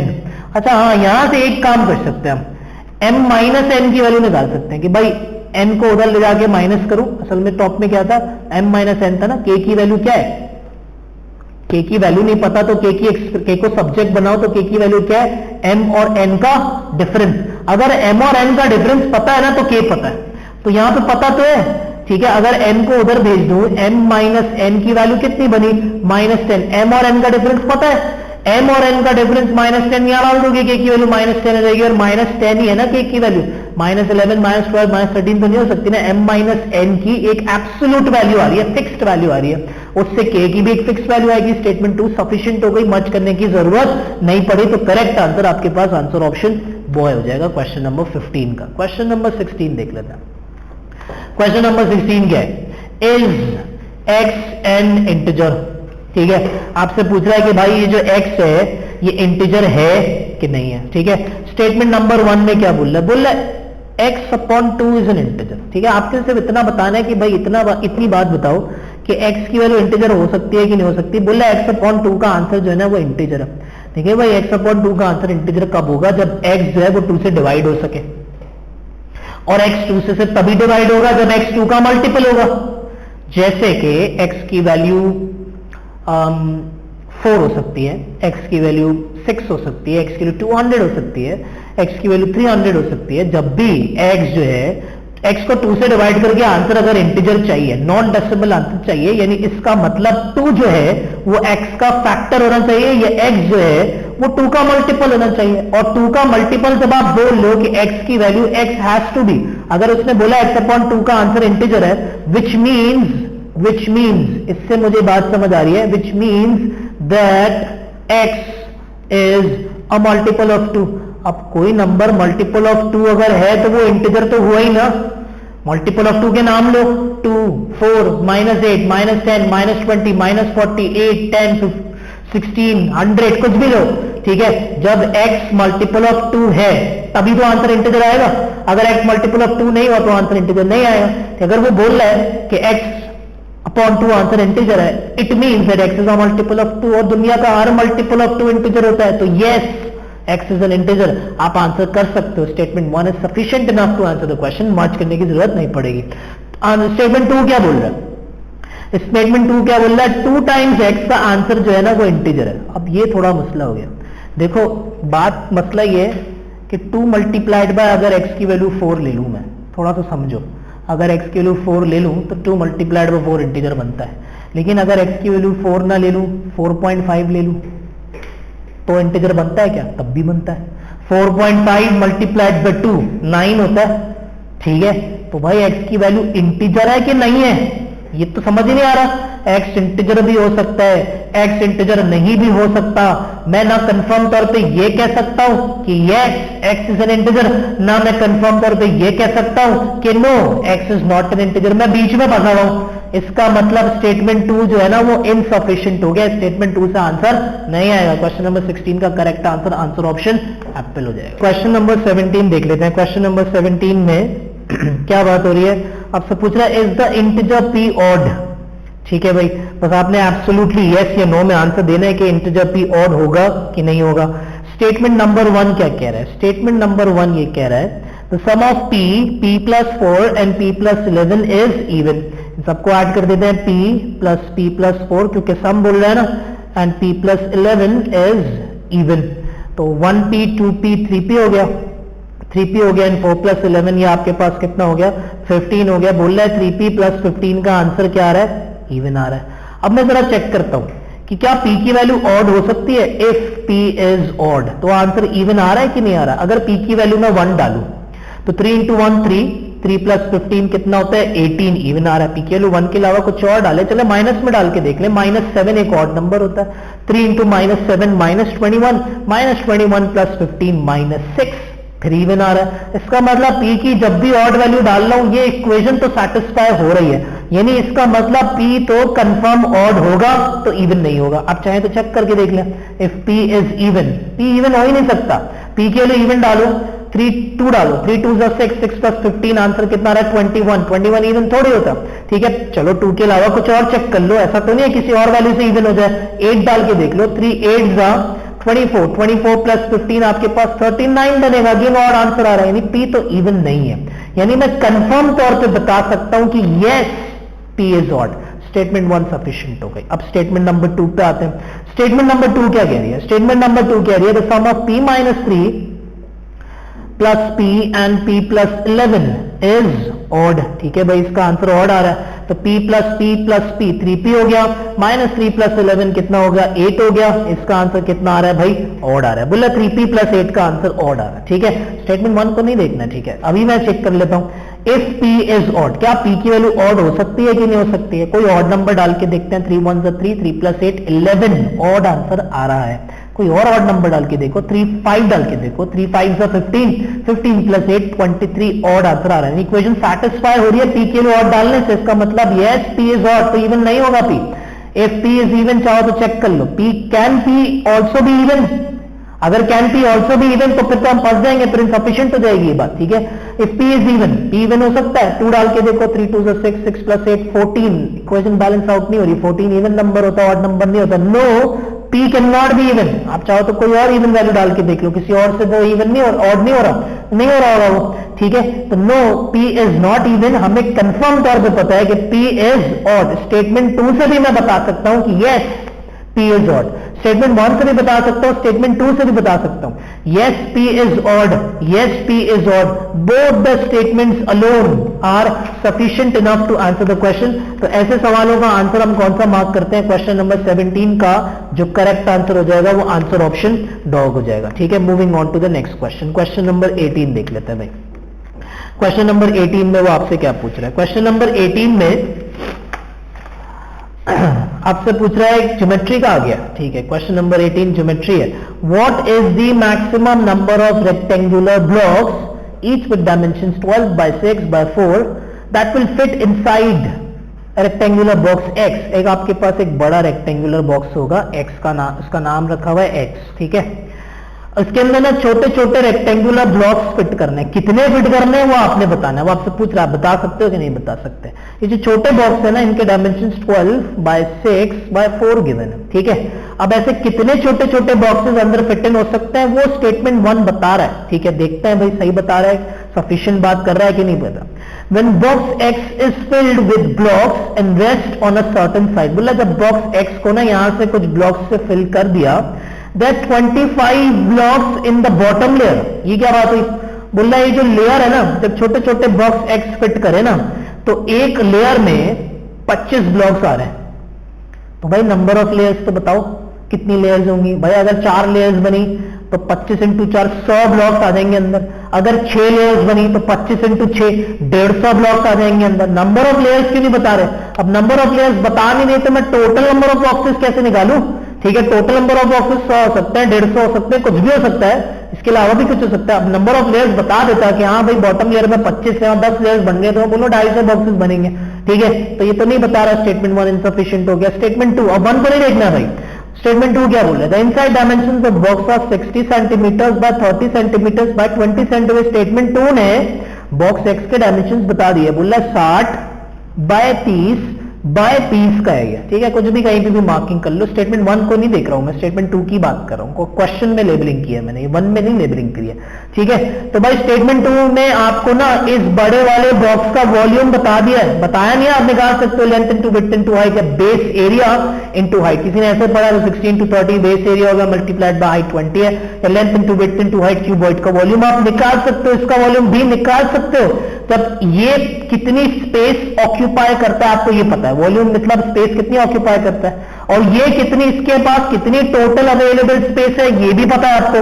तो total available space here, let's suppose 4000 space यहां पे है, 4000 सेंटीमीटर क्यूब स्पेस यहां पे है और 400 सेंटीमीटर क्यूब जगह घेरता है ये, तो 4000 डिवाइड बाय 400 कर दोगे, पता चल जाएगा कैसे 10 छोटे बॉक्सेस फिट इन हो जाएंगे। मेनली दोनों के वॉल्यूम्स को आप डिवाइड कर दोगे तो पता चल जाएगा कि कितने बॉक्सेस फिट इन हो जाएंगे। तो इसका मतलब स्टेटमेंट नंबर 2 सफिशिएंट हो गया, मर्ज करने की जरूरत नहीं पड़ी। आंसर ऑप्शन बॉय आपका आंसर हो गया। क्वेश्चन नंबर 19 पे मूव करते हैं। क्वेश्चन नंबर 19 क्या बोल रहा है? बोल रहा है सीक्वेंस एस में 200 टर्म्स है, ठीक है, सही है भाई। What is the 192nd term of S? ठीक है, बोल रहा है 200 टर्म्स है, क्वांटिटी ऑफ द टर्म्स पता है, 192nd टर्म पूछ रहा है कि 192nd टर्म की वैल्यू क्या है। भाई अभी सीरीज तो पता होना चाहिए वैसे, कि सीरीज कौन सी है। ऐसा नहीं है कि अरिथमेटिक है, ज्योमेट्रिक है, फिबोनाची भी होती है, कोई रैंडम पैटर्न भी हो सकता है, कुछ भी हो सकता है। खैर फिलहाल स्टेटमेंट नंबर 1 क्या बोल रहा है? स्टेटमेंट 1 ये बोल रहा है, मैं आपको पहली वैल्यू बता रहा हूं, the first term of S is -40। भाई इससे मैं क्या कर लूंगा? भाई सीरीज प्रोग्रेस किस तरीके से कर रही है ये तो बताओ, कि 5 ऐड हो रहा है या 5 मल्टीप्लाई हो रहा है, या पहले 5 ऐड हो रहा है फिर 2 ऐड हो रहा है फिर 5 ऐड हो रहा है फिर 2 ऐड हो रहा है, फिर ऐसा कुछ कोई पैटर्न तो बताओ। पहली टर्म की वैल्यू बता के निकल लिया तो मैं 192 टर्म तक कैसे पहुंचू? ठीक है, कोई प्रोग्रेशन तो बताया ही नहीं है इसने।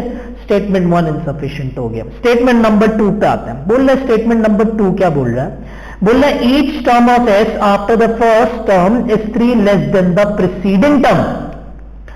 बोल रहा है हर आगे आने वाली जो टर्म की वैल्यू है वो पिछले टर्म की वैल्यू से 3 कम है। यानी अगर एक वैल्यू है 50 तो उसके आगे वाली वैल्यू क्या है? 47। उसके आगे वाली वैल्यू क्या है? 44। उसके आगे वाली वैल्यू 41। फिर उसके आगे वाली वैल्यू 38। 3 कम कम हो रही है वैल्यू, इसको तो बिल्कुल नहीं देखना। ठीक है, तो इस बात से तो मुझे ये समझ आ रही है कि गैप 3 का है और through out the series gap same है। तो इसका मतलब इसने आपको कॉमन डिफरेंस बता दिया है, क्योंकि ये सीरीज अरिथमेटिक है, गैप सेम है थ्रू आउट द सीरीज। तो कांस्टेंट गैप का मतलब क्या होता है? अरिथमेटिक सीरीज है, कॉमन डिफरेंस -3 है। ठीक है, क्योंकि 3 कम हो रहा है ना। अब आपको 192 टर्म की वैल्यू निकालनी है। 192 टर्म का फॉर्मूला क्या होता है एपी सीरीज में? a + n - 1 × d, या फिर फॉर्मूला हमने बनाना सीखा था ना, 192 टर्म होता है a + 191d।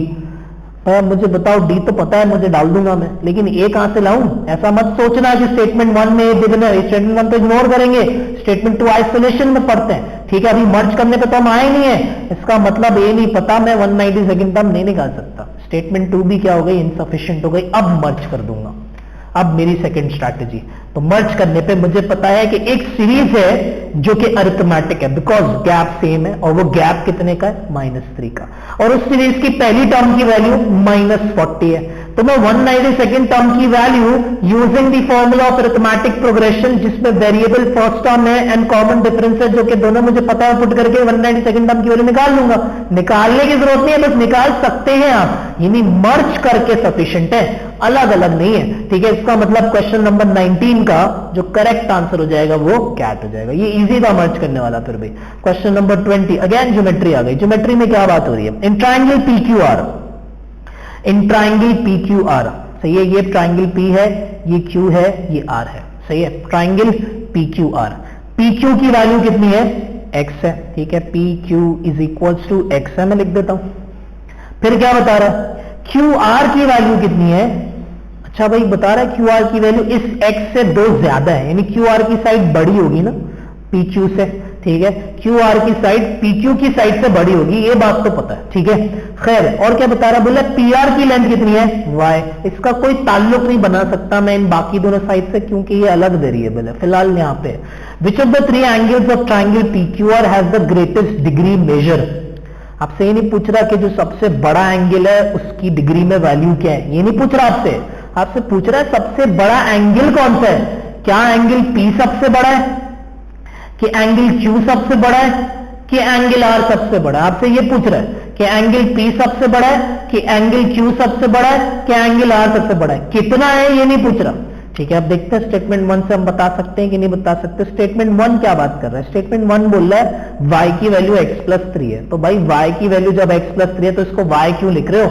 इसको तो लिखो x+3 लिखते हैं ना इसको। अब मुझे बताओ, आप खुद सोचो, ये x है, ये इस x से 2 ज्यादा है ये, और ये x+2 से ना 1 ज्यादा करोगे तो x+3 है, मतलब साइड PR सबसे बड़ी हो गई है, यानी साइड PR सबसे बड़ी हो गई है। स्टेटमेंट 1 के मुताबिक साइड PQ सबसे छोटी है, 1 मार्क लगा देता हूं। साइड QR सेकंड लार्जेस्ट है, यहां 2 मार्क लगा देता हूं। तो भाई अगर साइड PR सबसे बड़ी है तो साइड PR का एंगल यानी एंगल Q सबसे ग्रेटेस्ट होगा, क्योंकि हमने ये प्रॉपर्टी पढ़ी थी, the largest side is opposite to the largest angle and the smallest side is opposite to the smallest angle, यानी जितना बड़ा एंगल होता है उसकी साइड भी उतनी बड़ी होती है, उसकी ऑपोजिट साइड भी उतनी ही बड़ी होती है। अब अगर x+3 is the greatest side here, the angle Q would be the greatest angle here. बता दिया कि एंगल Q सबसे बड़ा होगा, वैल्यू नहीं पूछ रहा कि एंगल Q की वैल्यू क्या होगी। 30 डिग्री होगा, 50 होगा, 70 होगा, 110 डिग्री होगा, ये नहीं पूछ रहा। बड़ा कौन सा होगा ये पूछ रहा था। Angle Q would be the greatest angle. खत्म हो गई बात। स्टेटमेंट 1 सफिशिएंट हो गया। स्टेटमेंट नंबर 2 पे आता है, अब आप भूल जाए इसको, ठीक है। फिर से डायग्राम बना लेता हूं, क्योंकि मैंने डायग्राम में स्टेटमेंट 1 के हिसाब से एडिटिंग मार दी थी। ये पी क्यू था, ये आर था, P Q was X, Q R was X plus 2 and P R was Y. ऐसे ही था ना? हाँ ठीक है, ऐसे ही था, ठीक है। स्टेटमेंट 1 को तो आप भूल जाए बिल्कुल। स्टेटमेंट नंबर 2 क्या बोल रहा है? बोल रहा है एक्स की वैल्यू 2 है, ठीक है भाई। एक्स की वैल्यू 2 है तो ये साइड 2 साउंड करेगी, ये साइड 4 साउंड करेगी, ये क्या साउंड करेगी? वाई की वैल्यू तो बताओ। वाई की वैल्यू बता ही नहीं रहा अभी। वाई की वैल्यू अगर वाई की वैल्यू 8 हुई, सही है, ऐसे 8 नहीं हो सकती। लेट्स सपोज वाई की वैल्यू 5 हुई, ठीक है। तो अगर वाई की वैल्यू 5 हुई तो एंगल क्यू सबसे बड़ा हो जाएगा। और अगर वाई की वैल्यू 5 ना हुई, अगर वाई की वैल्यू लेट्स सपोज 3 हुई, ठीक है, अगर वाई की वैल्यू 3 हुई तो ये साइड सबसे बड़ी हो जाएगी, यानी एंगल पी सबसे बड़ा हो जाएगा। तो भाई कैसे बताऊं मैं? आपने वाई की वैल्यू नहीं बताई, आप एक्स की वैल्यू बता के निकल लिए, या एक्स और वाई का कोई रिलेशनशिप बता देते कि मैं इक्वेशन बना के वाई की वैल्यू निकाल लेता। कोई रिलेशनशिप तो बता देते, एक्स की वैल्यू बताइए बस, ठीक है। या कोई पैरामीटर बता देते ट्राइंगल का, कि ट्राइंगल का पैरामीटर इतना है तो मैं X plus 2 plus Y is equal to that number करके एक्स की वैल्यू 2 डाल के वाई की वैल्यू निकाल लेता। ये भी नहीं बता रहा, तो कुछ बता ही नहीं रहा वाई के बारे में। तो वाई के बारे में कुछ कंक्लूड नहीं कर सकते, तो साइड पी आर के बारे में कुछ कंक्लूड नहीं कर सकते। अब साइड पी आर के बारे में कंक्लूड नहीं कर सकते तो ये नहीं कंक्लूड कर सकते कि एंगल क्यू इन दोनों से बड़ा होगा कि नहीं होगा, ठीक है। आप सिर्फ इतना कंक्लूड कर सकते हो कि एंगल पी जो है ना, जो कि क्यू आर के सामने है, वो एंगल आर जो कि पी क्यू के सामने है उससे बड़ा होगा, यानी एंगल पी एंगल आर से बड़ा होगा। लेकिन सबसे बड़ा कौन सा होगा ये तो नहीं बता सकते। स्टेटमेंट 2 इनसफिशिएंट हो गई, मर्ज तो करेंगे नहीं, क्योंकि स्टेटमेंट 1 सफिशिएंट हो गई। तो करेक्ट आंसर कौन सा हो गया? 20 का एप्पल आंसर हो गया। ये आपके पास डेटा सफिशिएंसी के चंद सवाल मैंने आपको करा दिए। कुछ 20 क्वेश्चंस हैं, लेकिन आपके हैंडआउट में 30 क्वेश्चंस हैं।